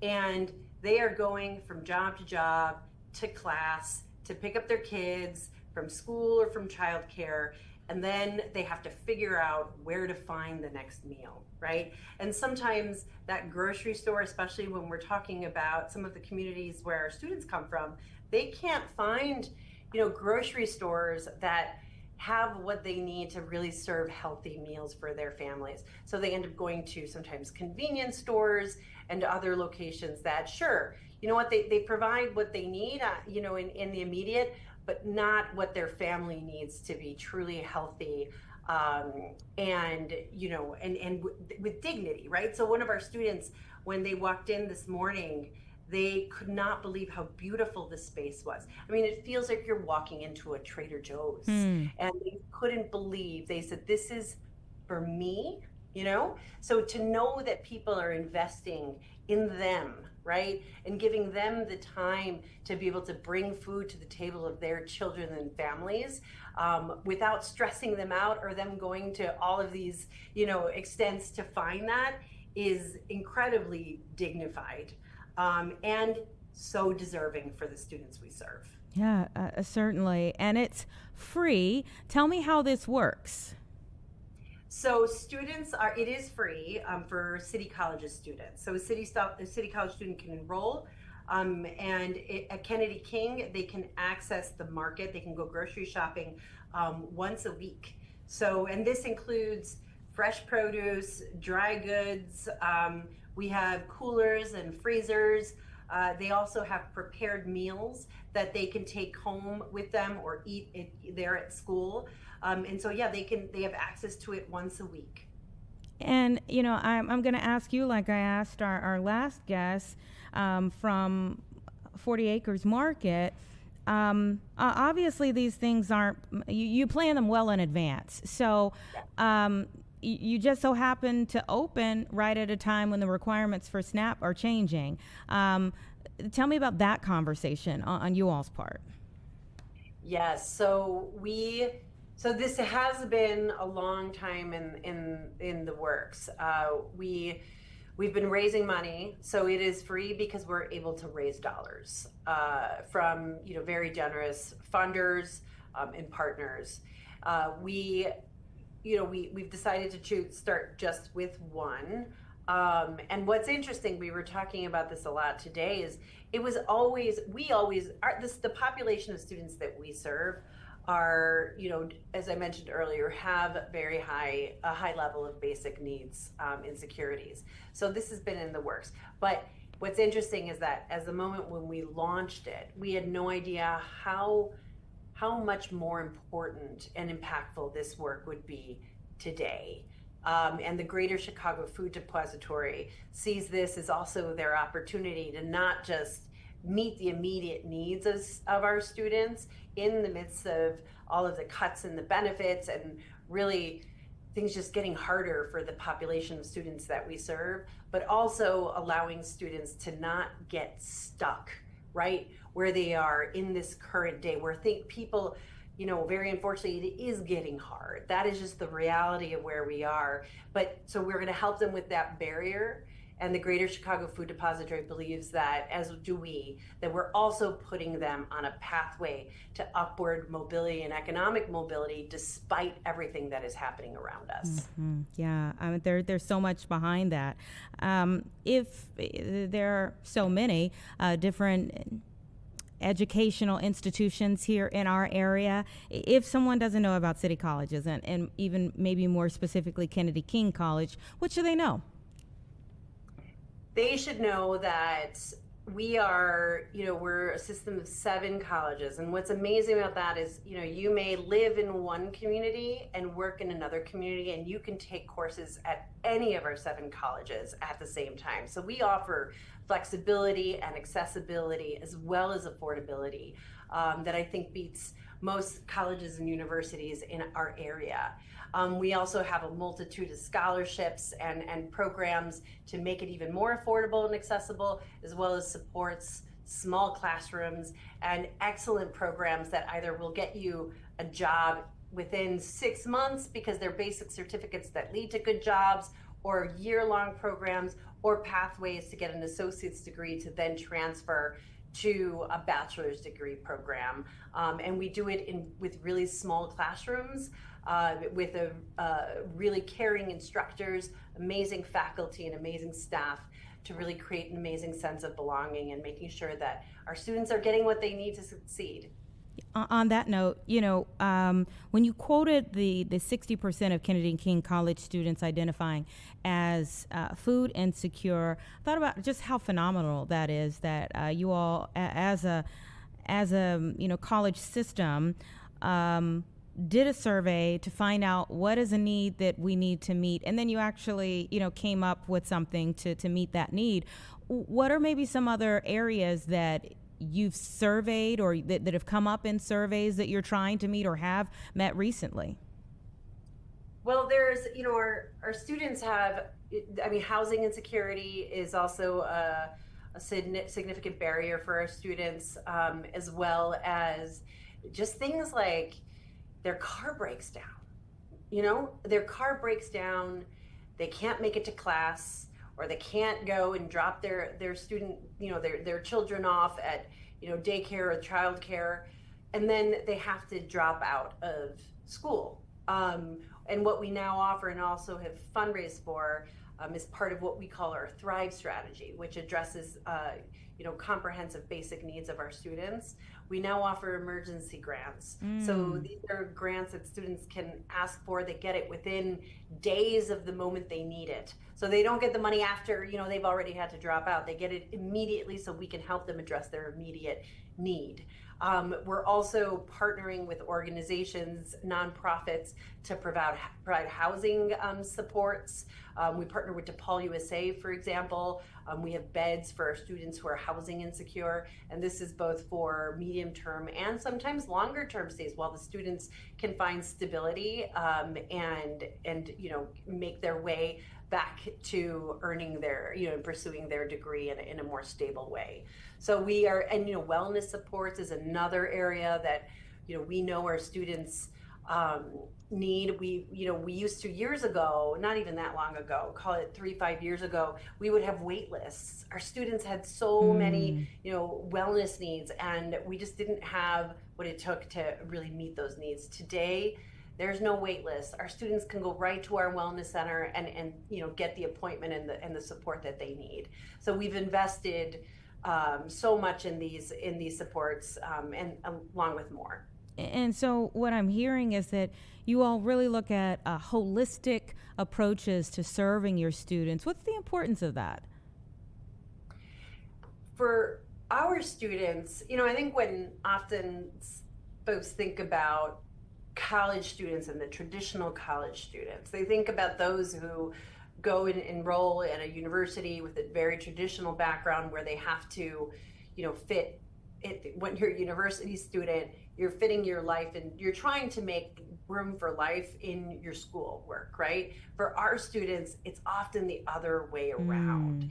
It's trying to figure out how to fit school and education into all of the responsibilities that they have in life already, whether that's caring for children or their parents, or all of the different responsibilities between working part-time and full-time, juggling everything. So we need to make sure that the students that we serve have what they need to be able to shift their focus to education, because we know that once they're able to enroll and persist and they have the meals they need to be able to focus on their schoolwork, and be able to really start seeing their dreams and their pathways to upwardly mobile careers, if we provide all of the supports that they need, they will be successful. And we believe so much in our students at City Colleges, and we're ready just to invest in everything that they need so that they have no barriers to success, because many of them have the barriers already that are externally, imposed on them externally, and we just make sure that they don't get in the way, and we're doing everything possible. It's astounding. There again, getting people to the finish line is the goal, but there may be a lot of ways that you need to support them along the way. And so it's a wonderful thing that you all are doing all of these different things, looking at your students from so many different ways to be of assistance to them. Thank you so much. Great chatting with you, Veronica. Thank you. Thank you for having me. You take care. You too. Just about 2:45, everyone. So let's take a quick break and we'll be right back.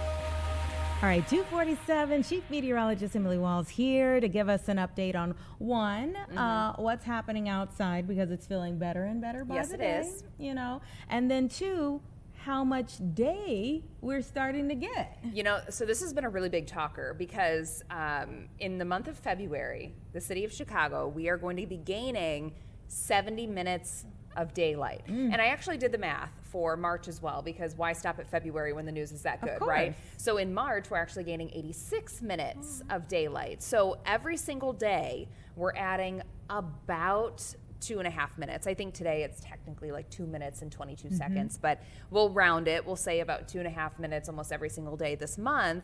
And yeah, those later sunsets, the earlier sunrise, it is breathing life. Yes. Yeah, maybe not day to day. Right. You can definitely tell week to week. Yes. Like, oh yeah, like this time last week I was doing, this. Yes. It's dark, but now we're getting some. Yeah, it's wonderful. So week over week, it's really going to be adding up. Right now, sunset is around 5:09, which, of course is still very early, but, we're going to continue to add minutes each and every day. So things are looking good there. And sunrise, by the way, starting tomorrow, it should be in the 6 o'clock hour. Yeah. Okay. So overall, we're getting on both ends here. We are. Some changes out there. Now, I stopped short of saying sun when I was talking to you, because I was looking out the window and I'm like, but we didn't really get the sun we had a glimpse of the sun earlier today, late morning, midday sunshine. Now we're kind of locked in with clouds, but a lot of that's because the wind direction changed. So a lot of the clouds that we have here hanging over the city, and then of course kind of rounding the lake into northwest Indiana, these are all for the most part lake effect clouds. So the farther inland that you go, places like DeKalb County, Kane County, looking pretty decent, actually, enjoying some of that sunshine. And temperatures, they've actually responded very nicely. Again, today we're sitting in the 20s. A couple spots are actually in the lower 30s. So it's been so weird to say, like, and we're joyous about 20s, this, right? Yes. Yeah, but what a stretch we've had. It has been just absolutely bitter cold. We've had, we had more than a week of almost consistently sub-zero wind chills.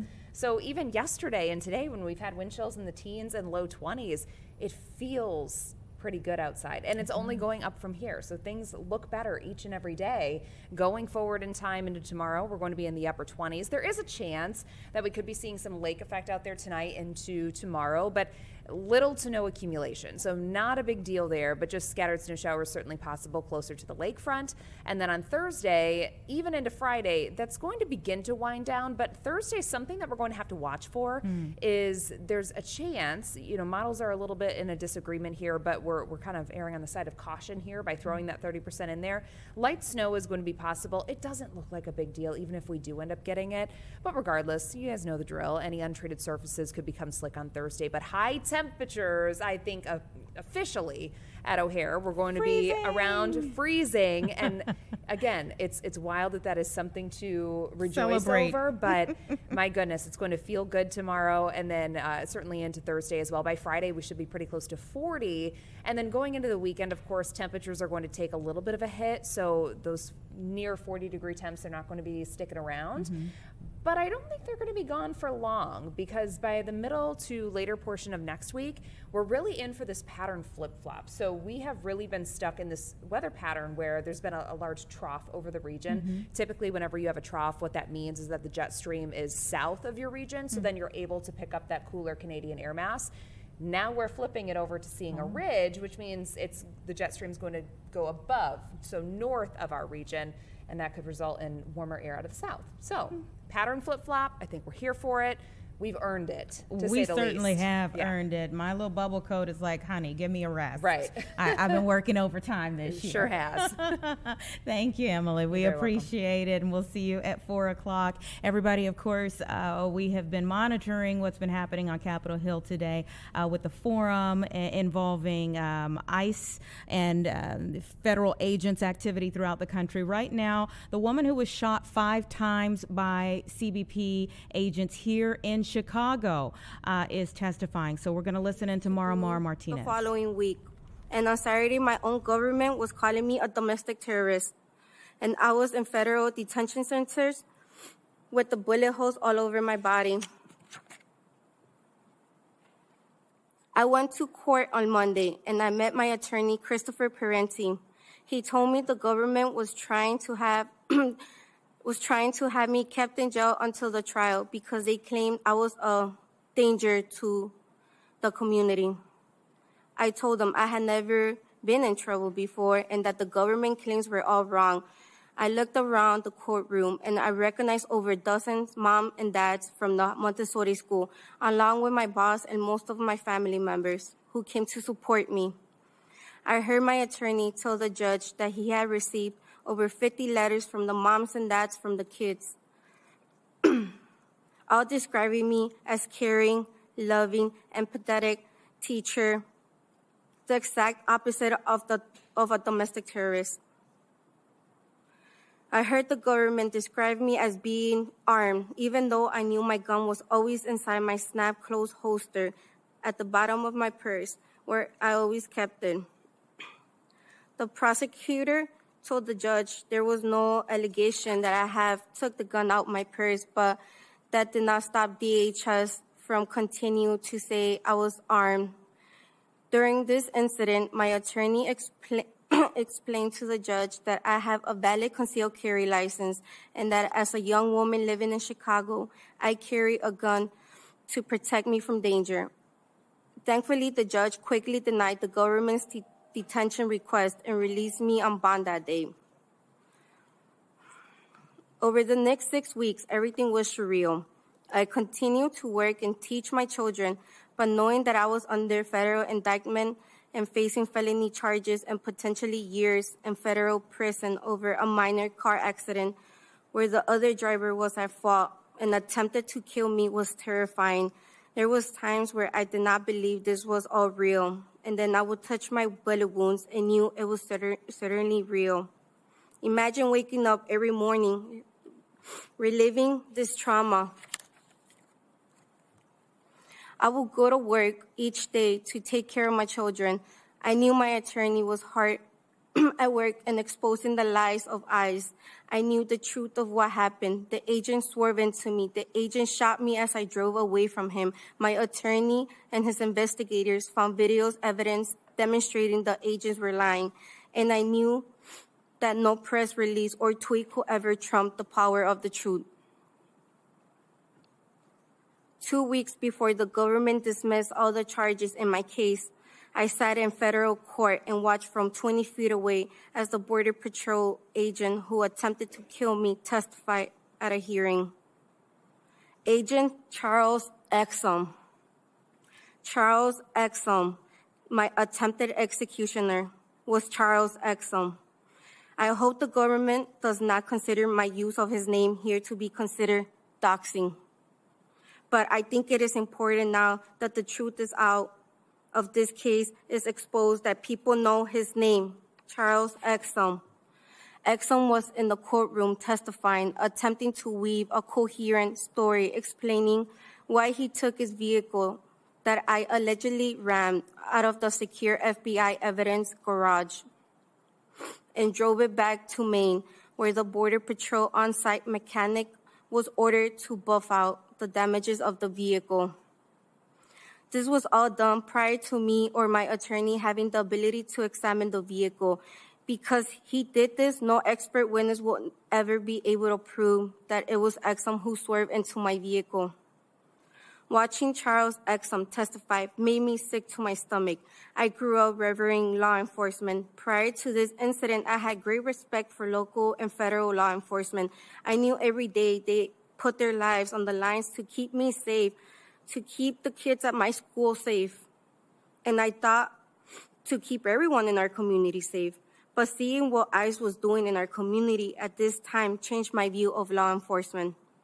This administration has misled the American people by claiming it will focus on the quote-unquote worst of the worst, while their actions show otherwise.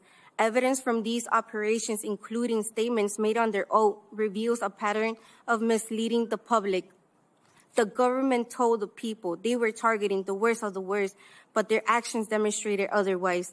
They are not targeting the worst of the worst. They are targeting individuals who fit a certain profile, who simply have a certain accent. a non-white skin color just like me. This raises serious concerns about fairness, discrimination, and abuse of authority. The lack of accountability for these actions is deeply troubling.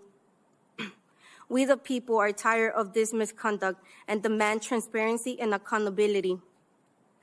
Seeing Charles Exum sit in federal courtroom and lie about what happened that day completely eroded all my trust in law enforcement.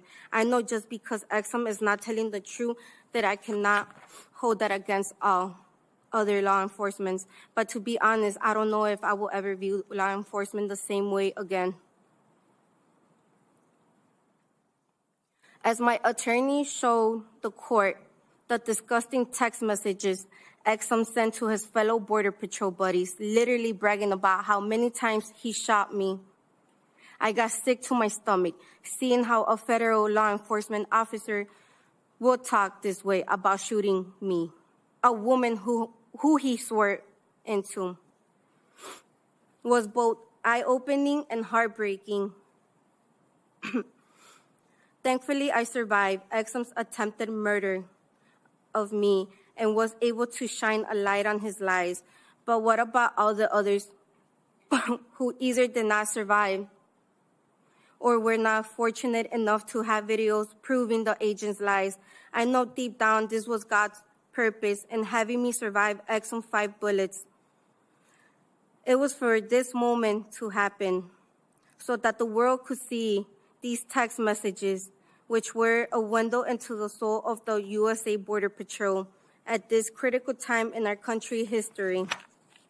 14 days after Exum was confronted with his own disgusting text messages, my attorney called me with the wonderful news that the government was dismissing all my charges against me.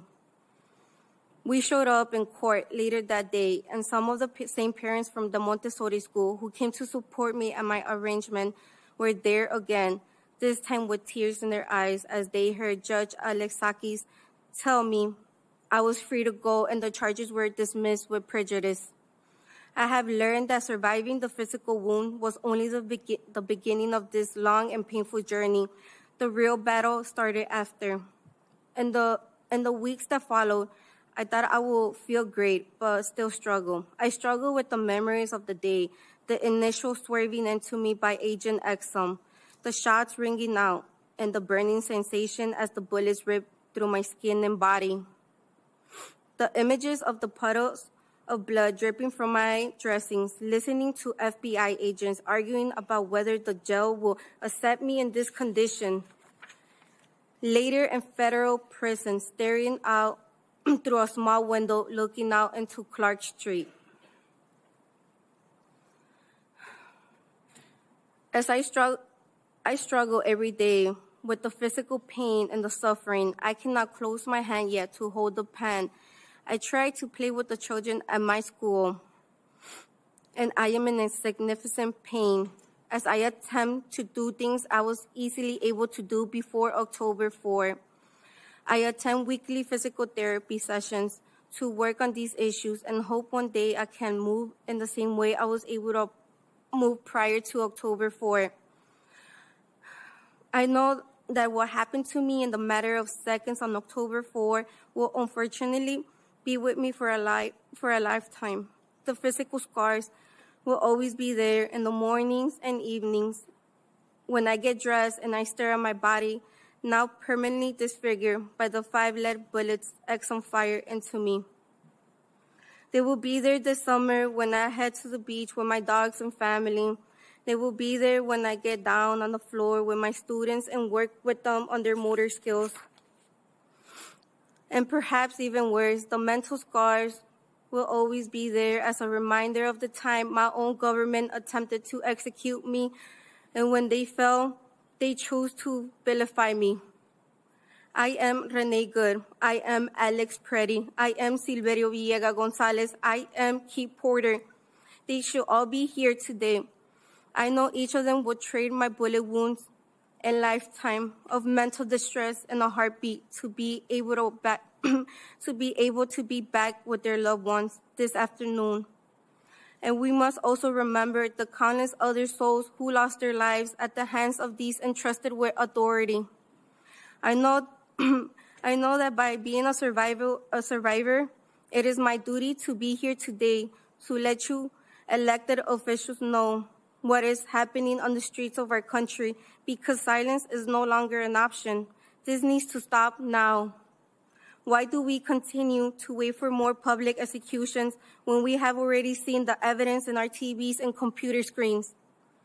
We have heard the testimonies. We have watched the pain unfold in real time. How many more lives must be lost before meaningful action is taken? The United States is and will always be a country of immigrants, built by immigrants. We are a country of love and tolerance. This is the land of the free, the land of the opportunity, and the great nation that people around the world aspire to call home. And prior to this recent war on immigrants, we were a country where law enforcement acted lawfully and appropriately, with respect of all human life. I am happy to see people of different nationalities speak up. This is the spirit of love, unity, and courage. This will make America great. I am asking you today, pleading with you to please help bring back the America I grew up loving and idolizing. In America, the values human dignity, protects life, and lives up to the ideals our founding fathers proudly proclaimed. If there's no justice for the people, let there be no peace for the government. Thank you for your time. Thank you, Ms. Martinez. Ms. Rahman. We were listening in there as Mara Martinez from here in Chicago was testifying before this House and Senate Oversight Committee. She is one of several people who's testifying today as a part of their efforts to assess what is going on in terms of federal immigration efforts throughout the country. So obviously, she coming from our area. There's also someone from California, another person, the brothers of Renee Good. Are going to be representing the Minneapolis area as well. Mara Moore, going back, she kind of gave a bit of the details as to her incident with federal immigration officers in our area during Operation Midway Blitz back on October 4th on the southwest side. As you saw, Congressman Chuy Garcia sitting right behind her. She is a concealed carry, a license holder. And she was yet called an armed domestic terrorist by the government. The government's account was that she was following the federal agents in the area, that she rammed into them, but there was never any evidence of that. And in fact, the judge in the case, the federal judge in the case, when looking at video evidence of what took place, ended up dismissing all of the charges. And there, maybe one of the most shocking aspects of that entire court case that I can remember taking place in our area was that the agent involved in the incident with Mara Martinez actually took the vehicle that was involved in the collision to Maine. And the judge had to order that vehicle to be brought back as a piece of evidence here to our area. And there was also the text messages that were released between agents, and those were quite disturbing as well. So again, this is a House and Senate Oversight Committee that's listening into different accounts from Operation Midway Blitz, Operation Metro Surge, and other tactical means that have taken place throughout our country involving federal agents in ramped up immigration efforts. As she said, I mean, listen, the Trump administration says that they're going after the worst of the worst. And by far, if you look at the thousands of people that they have gotten off of the streets throughout the country, there are some who have committed heinous crimes. She was just not one of them. And so they are continuing on, again, moving on to other parts of the country and other testimony that's taking place. We'll continue to monitor that, but we do have several conversations that we have have set up for this hour that we want to get to. So give us a couple of minutes, and then let me tell you, we are going to talk about Illinois joining the Global Health Group. This was a big initiative on the part of Governor Pritzker and others in our state to make sure that if the World Health Organization should not include certain areas, well, the Illinois would have some type of covering. We're also going to talk about the SAVE Act. That's coming up in not too long from now. And we're going to discuss whether free apps are really free. That conversation is coming up on the opposite side of this break. So give us 2 minutes and we'll be right back.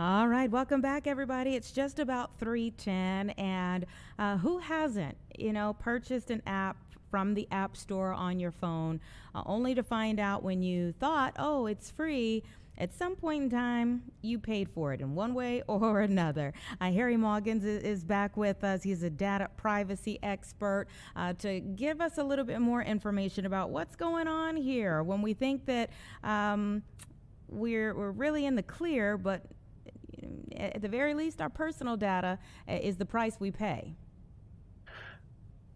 Absolutely. Yeah, no, I appreciate you having me back on again.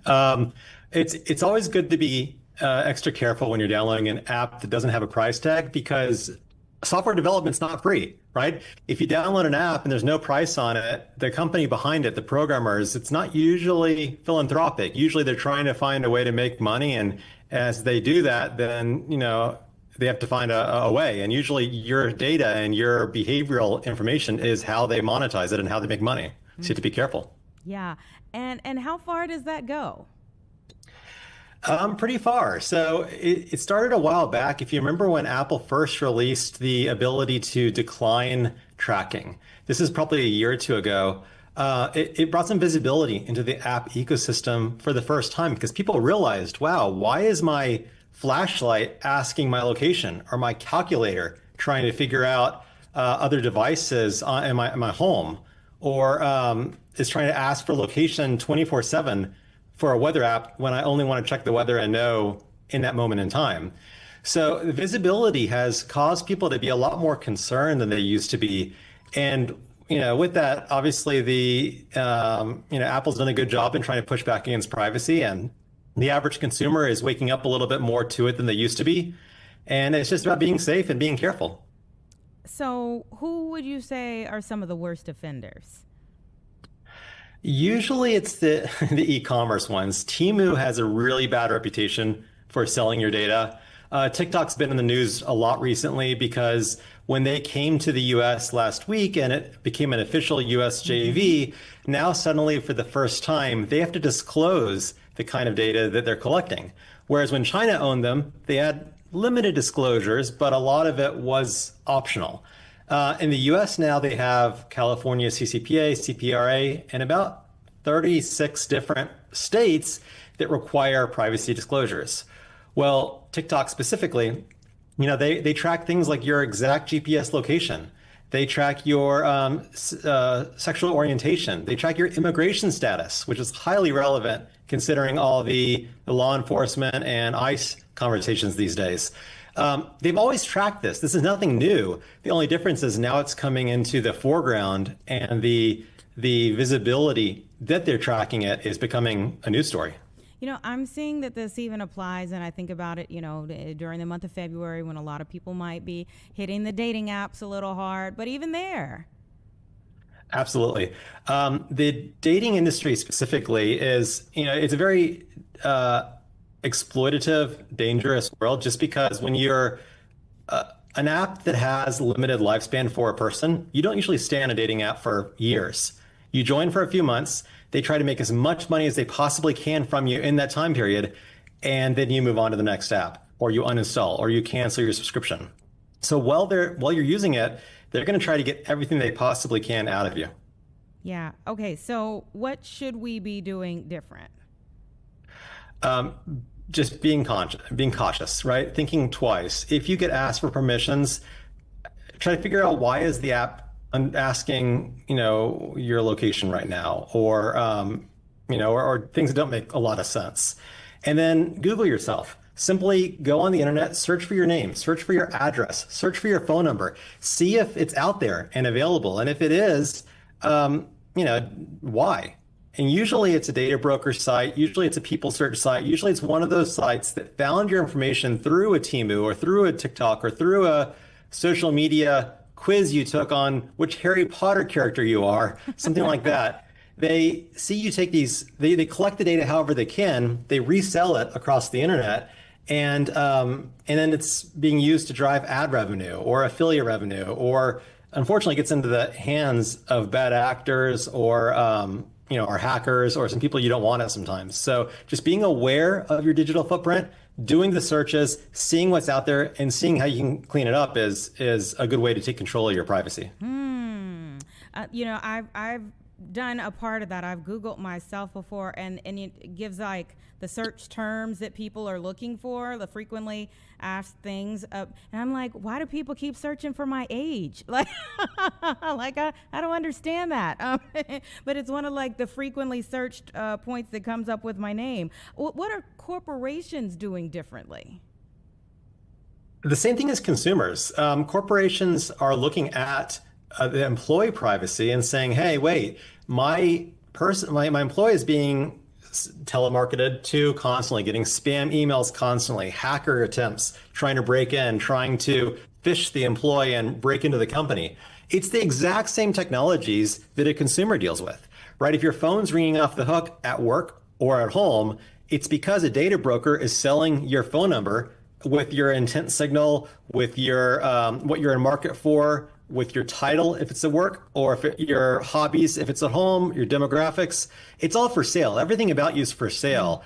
And the data brokers are really the villain of this story. And the more people are aware of the fact that their data is being sold, and there is something they can do with it, they can fight back. They can go on these sites and request their information be deleted. It's hopefully going to start tilting that weight in the opposite direction, and actually realizing that people do have more control than they are aware of. And as telemarketers get less data, hopefully it'll make everybody safer and less stressed. What other protections are being put in place, though? There's different companies trying to do different things. Apple has recently released their call screening technology, where incoming calls now get routed through their Siri AI, trying to see if it's a scammer or a spam caller trying to reach them. Different companies are trying different things, but at the end of the day, the best thing you can do is delete yourself from data brokers. Delete your digital footprint, go online, clean up anything you find on Google, and being smart about what you're putting on social media. Don't share your email address. Don't share your cell phone number publicly, right? And if a company or an app is asking you for permissions, just pause for a second and ask why. Simply granting an innocuous app a permission it doesn't need might result in the data brokers buying yet another attribute on you, making your profile more valuable, making spammers and hackers and telemarketers and everybody out there, making yourself more of a juicy target for those bad people. And just on a final note, are there trusted cleaner uppers, if you will? Because I can see people hearing like, oh, go in and delete or whatever, or have someone delete it, and looking for an app that says we can delete it. Absolutely. So PrivacyBee or privacybee.com, like the insect BEE, is the most trusted way to clean up your digital footprint in the whole industry. Their platform is something that we built here. It's my company, where we go out there, we scan thousands of different data brokers. We scan the dark web, we scan social media, we scan search engines, Google, Bing, Yandex, wherever it is, wherever your information's out there, we'll find it. And for free, we give it to people and say, hey, here is your digital footprint. Here's what's out there about you. And we give them an option, either for a step-by-step DIY guide, they can go and clean up their own information. Or our service has a very high efficacy where we'll go out there and on behalf of that individual, we'll protect their privacy. We'll fight back against the data brokers. We'll get their information yanked out of the hands of telemarketers, and we'll give them back control. Well, thank you for your service. I appreciate talking to you, Harry. You're always a wealth of information for us. Thank you so much. All right, take care. 3:18, everybody, give us 2 minutes. Our next guest is already on the line.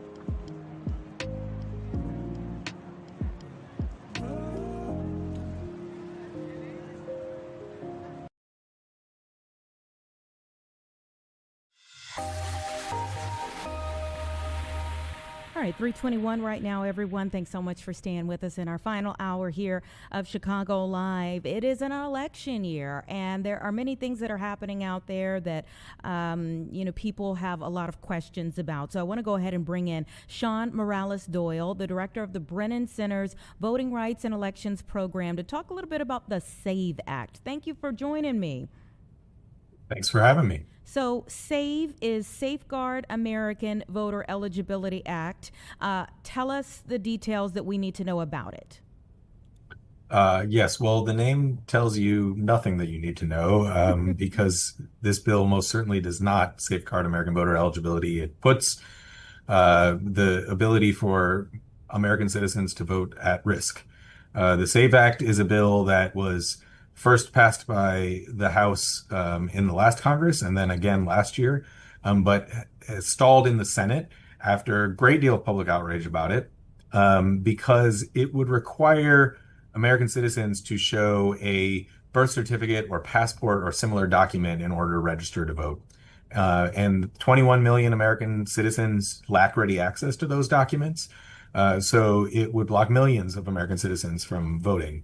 As I said, it was stalled in the Senate last year due to a great deal of public opposition. But just last week, new versions of this bill were introduced in both the House and the Senate. So there's sort of renewed attention to the bill. These new versions still would disenfranchise millions of American citizens, but they actually tack on additional harmful policies to the bill that we saw die last year.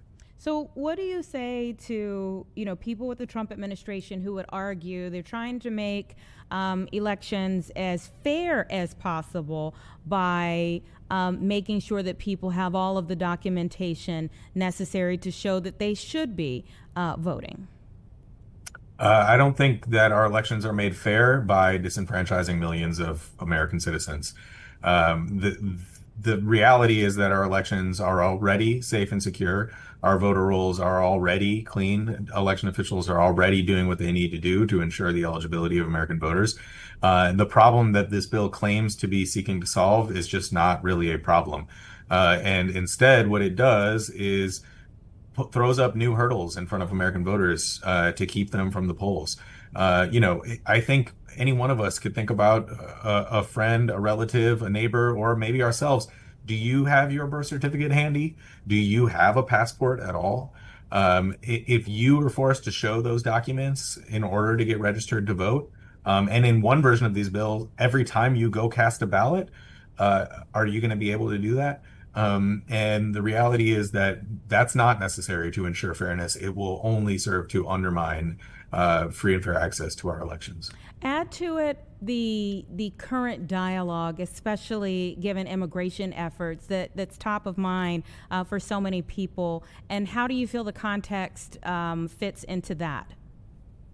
I think that the lie that is used to justify the SAVE Act, which is this lie that we have some problem with citizenship and voting, with rampant voting by ineligible people, is it's not a coincidence that that's the lie that this administration and that politicians have focused on recently. It combines two types of rhetoric that certain politicians find to be very effective right now: xenophobic anti-immigrant rhetoric, racist anti-immigrant rhetoric, and election denialist rhetoric.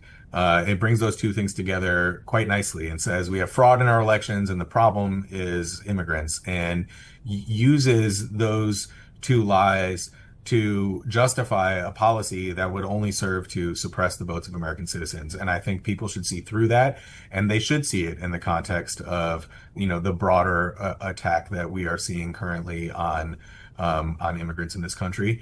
But more importantly, whatever the reason that is given for this bill, people should be angry about their federal government considering policy that would disenfranchise millions of American citizens. That's just not good policy. What do you think it says about the fact that we are having this discussion about the SAVE Act looking like it may move forward this year, when there were more Latinos who voted for Trump in 2024 versus even 2020?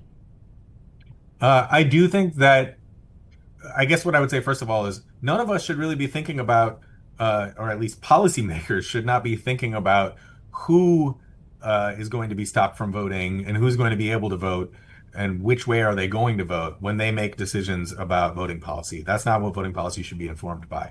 But that said, I don't know that the people who are behind this policy have fully thought through who it's going to impact. I do think there will be a disproportionate impact on younger voters. I do think there will be a disproportionate impact on some communities of color. But that varies state by state, and there may be places where the impact falls heavily on Republican voters and places where it falls heavily on Democratic voters. That shouldn't be the reason why we make decisions about who gets to vote, and what the policy around voting is going to be.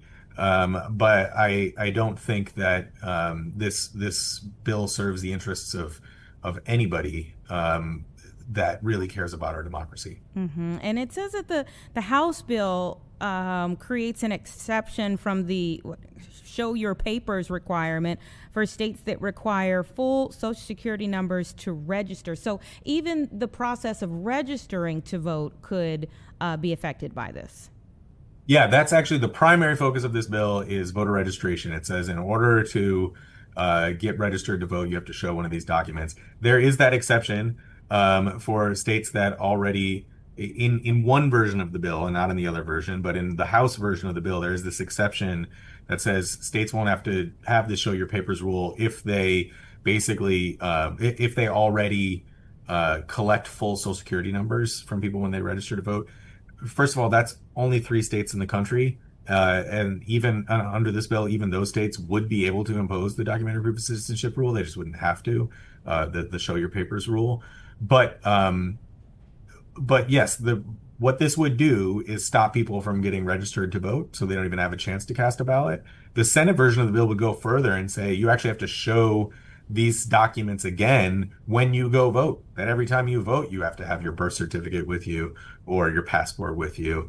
And so that's even more draconian and even more absurd. But without even getting there, every version of this bill would disenfranchise millions by keeping them from even getting registered in the first place. I want to ask you about a couple things more before I let you go here. Sure. In hearing about the SAVE Act now kind of being reintroduced and seeing what took place, the FBI action in Fulton County, Georgia, what is your overall feeling about elections in 2026? What makes elections in 2026 different than any year before is that for the first time ever, we face a serious threat to our elections from inside the federal government, from the executive branch. The current administration is engaged in a concerted campaign to undermine our elections. We've been saying that for months at the Brennan Center, but we've been saying for months the president's trying to engage in an illegal federal takeover of our elections. But if you don't want to take my word for it, you can take the president's, because yesterday a podcast was released on which he said that he thinks the Republicans should nationalize elections. This is an explicit attempt, an explicitly partisan attempt to have a federal takeover of our elections. And the president, to be clear, has no constitutional role in running our elections and regulating our elections. It's not his job. The states and Congress set the rules for our elections, and they have given the power to run our elections to state and local election officials. And all the things that we're seeing, the SAVE Act, the execution of this search warrant in Fulton County, the president's comments yesterday, the Department of Justice efforts to vacuum up data from states, personal voter data from states across the country, they are all part of this concerted campaign to undermine elections. When the White House press secretary was asked today about Trump's campaign about nationalizing Trump's statements that he wanted to nationalize elections, her answer was he was talking about the SAVE Act. So while the SAVE Act is coming out of Congress, it's clear it's just another prong of this administration's attempt to undermine our elections. And American voters should be really concerned about that, because it is simply not the president's job to run our elections. Well, you covered my final question there as well, and your answer to my last question. So we really appreciate you taking time to share with us more about how the Brennan Center is educating people on the SAVE Act, and we may have to have you back. Thank you so much for being here today, though. Happy to be here. Thank you for having me. All right. We're watching things that are happening both nationally but also locally. There's so much on either front, when we go to the Capitol and you're seeing the hearings that are happening there and how it pertains to very specific situations that have happened here at home. When you talk about this year being an election year and you think about the different things that will be especially top of of mind over the next few months here, but then also even at City Hall. Today we've been monitoring a couple of different major conversations that were being had there to see if a vote would take place. And Alderman Brian Hopkins is joining me now to give us an update on the curfew conversation that was happening. Did you all move forward with a vote today? Well, we did move forward, although we didn't take a vote. There's still some more language revisions that need to happen because what we're dealing with right now is the codification of existing authority. We're not reinventing the wheel here. There's currently legal authority for police to disperse large unruly crowds, which is what these teen trends are. But what we want to do is codify the procedure that the mayor himself used on New Year's Eve in response to a perceived threat of a teen takeover that could have disrupted the New Year's festivities downtown in the Loop. What the mayor and his team did was very aggressively and assertively announce that they would enforce existing law, that they would use their curfew authority to stop that planned teen trend from happening. And guess what? It worked. There was no teen trend on New Year's Eve. And the event itself with the fireworks and Dick Clark and all that magic, it went off as planned without any disruption. So the mayor saw how it could work. And despite the fact that he vetoed my ordinance, which ostensibly would have given that authority, he has since changed his mind as evidence of what they did on New Year's Eve. So what I'm trying to do is lean into that and pass an ordinance that the mayor will not veto a second time. And I think we're very close, but there's a little bit of technical language cleanup that needs to happen. So we stopped short of the vote today to allow for the lawyers to take one more bite at that apple. Yeah, let's talk about a couple of parts of what you just spoke about, because when you talk about the technical aspects of it, the mayor says they just enforced the current curfew that's on the books. But the way that you described it was a little bit more in line with what you're trying to do. So from a technical standpoint, where is that middle part that's changing the verbiage here from what's already on the books, just making sure it's enforced versus doing something new? Yeah, that's a great question, and that gets to the heart of where we're at now. We're at this point, we're really arguing over semantics and definitions. Not that that isn't important, but I think there's unanimous support for the concept here. What we're trying to do is basically sever the idea of a curfew, which we all know what that is, to sever that from the clock. In other words, a curfew now, by definition, starts at a prescribed time, 8 p.m. 10 p.m., midnight, wherever it is. Different jurisdictions across the country that have curfews actually have different times that they begin. 10 o'clock is probably the most common, but there's earlier curfews. It raises the question, why should a curfew be based on an arbitrary time on the clock? When what we're dealing with right now is the teen trends that we've all seen. We know what that is. You've seen the video, your news channel has covered it extensively. We know what that is. It can happen at any time. Sometimes it's 6 p.m., sometimes it's 10 p.m., whatever. A teen takeover of the streets of the Loop is every bit as objectionable and dangerous at noon as it is at midnight. So we want to get away from this idea that a curfew must be dependent on a specific time that's established by law.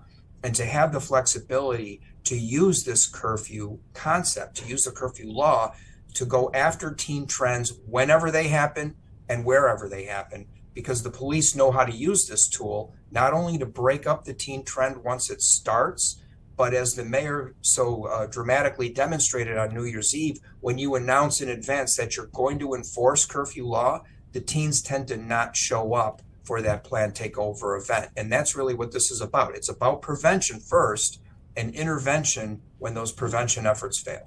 Yeah, and I had to look it up because I wanted to speak to your exact point there about the times of things happening. So the city's curfew currently is 10 p.m.? Yes. Okay. And so November 21st, the Chicago Christmas tree lighting, which got you to revive your snap curfew, that first shooting took place at 9:50. So to your point, if we had waited for 10 o'clock for the curfew, it wouldn't have changed the fact that a life was lost that night. Yes, and the tragedy, there's multiple aspects of that tragedy where a young 14-year-old lost his life. At 10:01 p.m., the police began enforcing the curfew as the law allowed them to do. They couldn't start at 9:59. They had to wait till 10:01, and at right after 10 o'clock, they had a plan already in place for how they were going to enforce that curfew. And they went after the ringleaders of this group, the ones that were causing the most trouble, the ones that seemed to have weapons on them, the ones that were inciting the violence in the crowd. The police have been observing the crowd long enough to know who those individuals were. And the minute the law allowed them to go in and get those young people, and they are, 14, 15, 16 years old, and take them out of this volatile, dangerous situation, take them into protective custody. It looks like an arrest, but it really isn't. Get them out of that situation for their safety, as well as the safety of everyone else on the streets at that time. It worked. And if we could have done it at 8 p.m., it could have prevented that loss of life. That is the tragic lesson of the Christmas tree lighting ceremony. So you've kind of transitioned from like the snap curfew that you talked about in, let's say, 2025 going into the summer of 2025 to now this time and place curfew. But the mayor still points out, and ACLU for that matter, point out the legalese, if you will, that they could end up in, that the city could end up in for, say, civil rights violations. Yeah, we can't solve every objection that the ACLU raises because their primary focus is on the fact that they believe this type of activity is First Amendment protected. Again, you've seen the video time and time again of what these teen takeovers look like. None of that looks like First Amendment protected activity. The First Amendment doesn't give you the right to take over a street, to block traffic, to loot convenience stores, to threaten pedestrians, to engage in violent behavior and take weapons out and threaten crowds. None of that is First Amendment protected activity, and all of that is present in every one of these teen trends. So if the ACLU can't tell the difference, that's their fault. I can tell the difference. The superintendent of police can tell the difference, and the Chicago police officers can tell the difference. So no one is talking about using a curfew law to violate free speech rights or to impede legal protected protest activity. What we're talking about is using it to stop these dangerous and violent takeover events from happening. And I don't think it's much of a challenge to tell the difference between the two. The ACLU likes to create this straw man argument and say we can't tell the difference between the two, which is utter nonsense. And I just push back on that objection every time they raise it. Mm-hmm. And when you speak of telling the difference, there's a few different things that fall under that category. One of them would just be, which teens are just down here, just out and about to have some fun versus those that are actually about to be or in the process of being problematic. Once you have a chaotic scene like what we saw for the tree lighting ceremony or after the tree lighting ceremony or what we've seen several times in your particular ward. Yeah, again, we're not reinventing the wheel here. There's currently a list of exemptions to the existing curfew law that have passed legal muster. They've actually been on the books for quite a long time, without being challenged by the ACLU. There's specific exemptions to the existing 10 p.m. curfew law that allow for unaccompanied minors to do things that we want them to do, traveling to and from their jobs, going to a ticketed event or a planned event or a religious ceremony or really anything that doesn't involve a violent teen takeover. We're not looking to use this law to go after people that are not causing any trouble at all, regardless of their age. And I'm frankly not concerned that this superintendent or this mayoral administration is going to suddenly take this tool and use it to harass innocent people who aren't doing anything wrong. I mean, who really thinks that that's going to happen? It certainly isn't. But the exemptions are already there in the existing law anyway. And again, the curfew law that we currently have models many other curfews all around the country. They've all withstood the occasional constitutional challenge. We just had one in a city in Wisconsin that is even more strict strict, if you will, than the one we're talking about. And it went all the way to the Supreme Court and was ruled constitutional. So I'm not terribly concerned about the legal saber rattling that's happening. That's just the far left radical extremists who just don't like law and order. They're just trying to throw sand in the gears and slow this thing down. But we can't let them. As we saw, which you pointed out, lives are potentially at stake. Every time one of these violent teen takeovers happens and chaos and mayhem takes over the streets, and the potential for violence is there, the potential for another loss of life is there. We can't sit back and not respond to it. We have to use every tool that we can. And as the mayor proved on New Year's Eve, this is an effective tool that can help stop these events before they start. Lives certainly at stake. Many of the people who have been speaking out on the other side of this have pointed out that lives are at stake from the other standpoint of the fact that a lot of these kids don't have constructive things to do. Now, however you see that, do you feel like more resources need to be put into some constructive things for these kids to do rather than just standing around or coming downtown and just hanging out until something happens? Yeah, I absolutely agree with that. In fact, that's one piece of enlightenment that I've personally experienced since I got involved in this issue. I've had quite a few meetings with youth organizations, with young leaders who are involved in some of the programs that our city offers. I'm convinced that the need is even greater than it's currently being met. Although I will say this administration under Mayor Johnson's probably doing more to provide youth with alternatives, with programming, with healthy entertainment options. He's doing more than the last 3 mayoral administrations combined. That isn't to say we can't do more. We absolutely can. One thing that came out of this recent conversation that I had with some of the young people involved in this campaign was the need to have park district facilities, field houses in particular, to have them open late, to have them open later on weekends. They're already there. They already exist in neighborhoods, and every kid in the neighborhood knows where it is. So to have specific programming there that might go up until midnight, for example, can give them a healthy alternative to engaging in a teen trend downtown. I'm working with Alderman Will Hall, who is helping to lead the effort to get the social media companies involved in it. What we want to do is give these teens healthy, positive alternatives and to lean into some of the existing programs that are out there right now. After School Matters comes immediately to mind, or programs like Becoming a Man or Working on Womanhood, existing community and faith-based programs that know how to do this. They just need a little more support than they're currently being offered. And of course, there's a price tag to it. They need more money.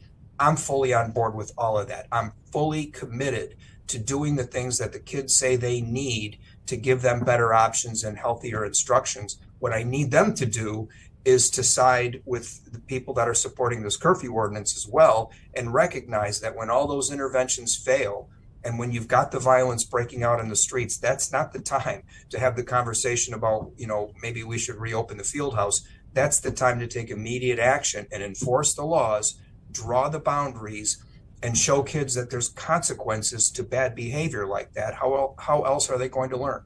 And when you speak of time, like you said, there may have been some, at least, verbal movement today, but there has been verbal movement before. So what kind of timeline do you think you're working with here to actually get your idea across? And do you think that will be, it'll come in handy for, say, spring break that's around the corner? Or will we still be talking about this when summer break comes around? Yeah, that's a great question. Every year we seem to have in one of the first warm weekends, whether it's April or, May. Last year it was March. We had an unseasonably warm weekend in March that a teen trend broke out.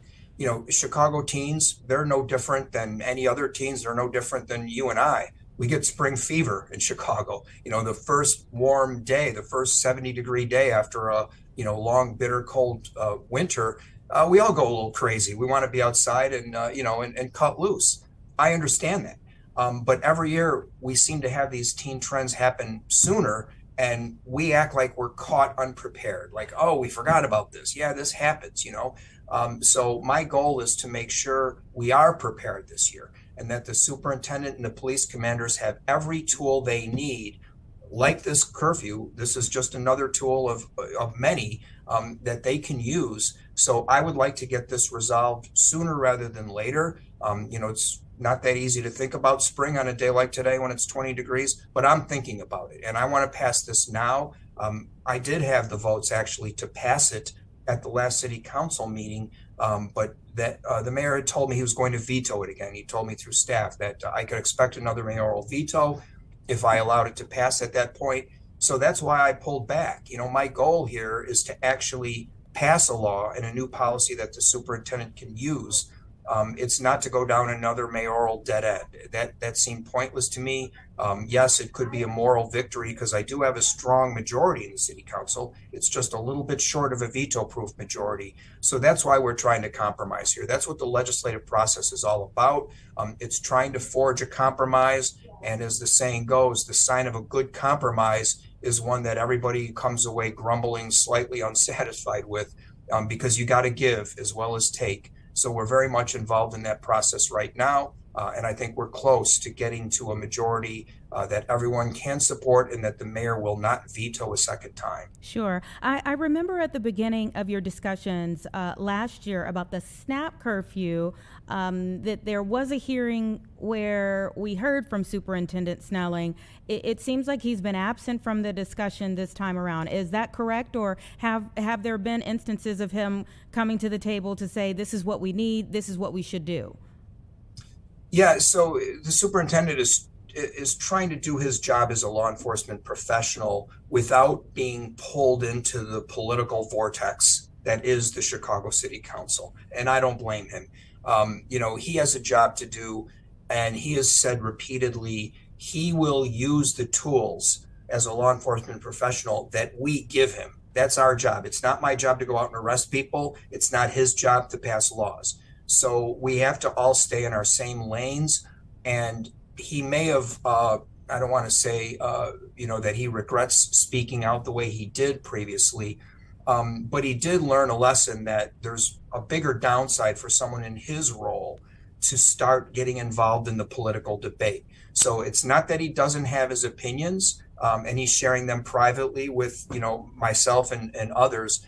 But he sees no benefit to inserting himself in this legislative debate because it is controversial. As I mentioned, trying to get to a compromise here, it's a difficult thing to do. You please one side and you alienate the other. So then you go to them and you please them and then you alienate the other. Again, it's the process that repeats itself. And the superintendent recognizes that it's better for him and for us as well if he stays on the sideline while this controversial debate plays out. But having said that, I've communicated to the lawyers who work for him in the superintendent's office. We're in regular communication. They're very much involved in this, as they should be. And I'm confident that when we get to a compromise, it will be something that the superintendent is satisfied with, even if he is unable to say that publicly. Second word, Alderman Brian Hopkins. We appreciate your time as always. Thank you. Please keep us updated. Thank you. Will do. All right. Take care. It's about 3:50, everyone. We're going to take a quick 2-minute break and we'll be right back.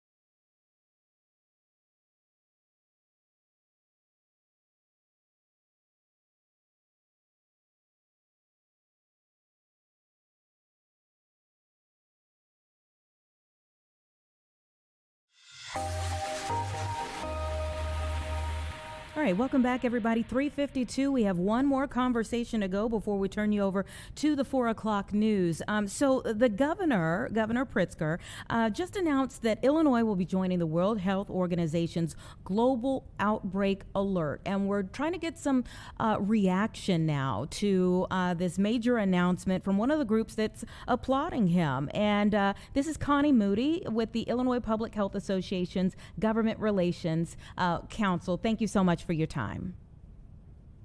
Thank you. Glad to be here with you this afternoon. You know, in your role as a director for the Illinois Public Health Association, what is your initial assessment of the governor taking this step on behalf of the state? So we think that this is a very exciting opportunity for public health here in Illinois. We really applaud the governor's decision because this initiative, this decision to join the GORN network is really going to help improve Illinois' ability to detect and manage emerging health threats.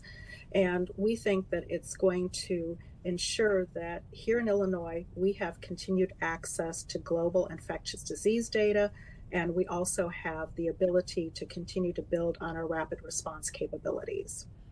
Okay, when we come to this level of the governor enacting something at a time that the federal administration may be looking at things differently, how strained does that become for an organization like yours?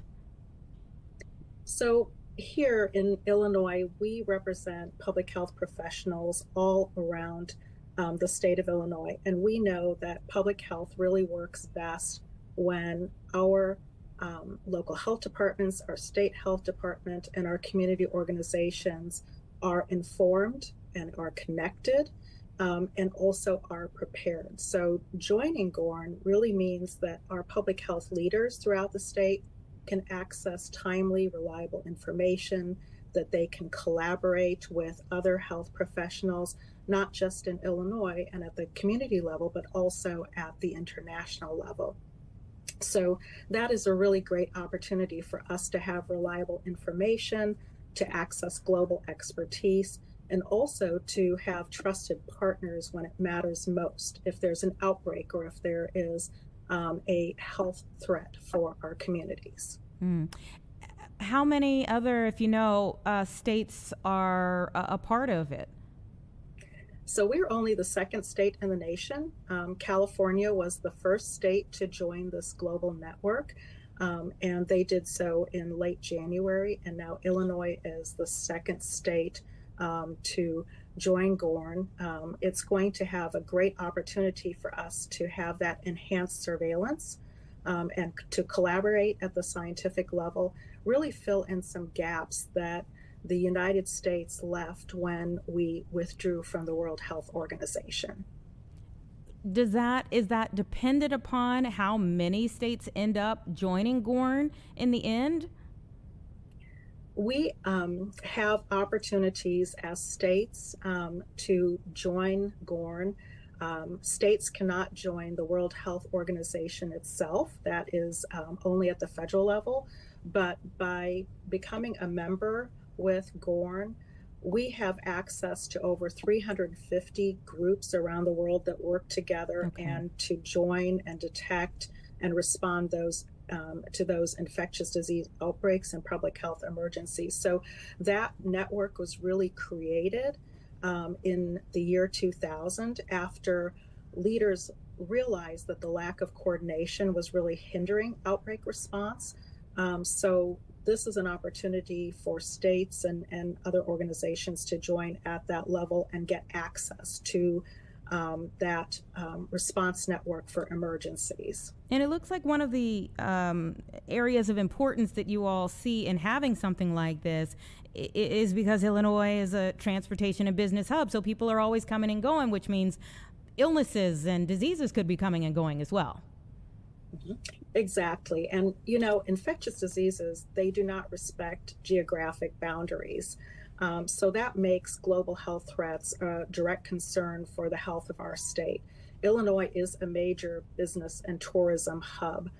So we need to have that awareness and readiness to respond to disease outbreaks and to ensure that we are proactive rather than reactive.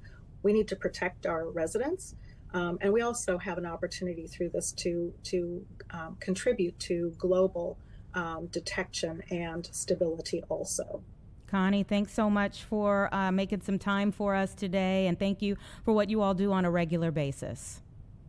Thanks for having me today. All right, you take care.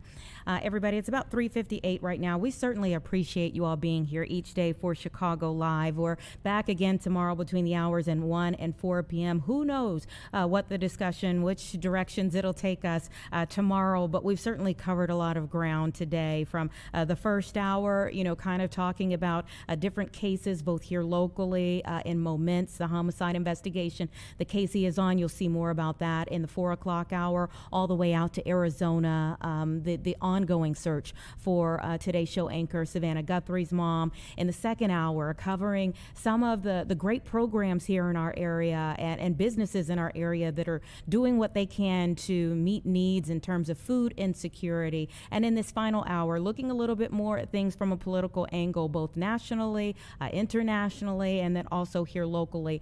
We're so glad that Alderman Hopkins took some time so that we could find out what's happening here at home. We'll see you back here tomorrow again for another round of Chicago Live.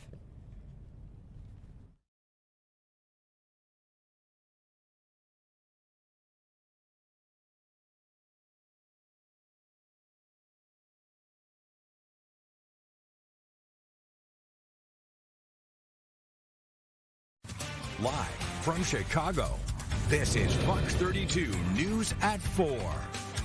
Now at 4, a bar owner is shot and killed. Police have the shooter on camera. They just don't have a name.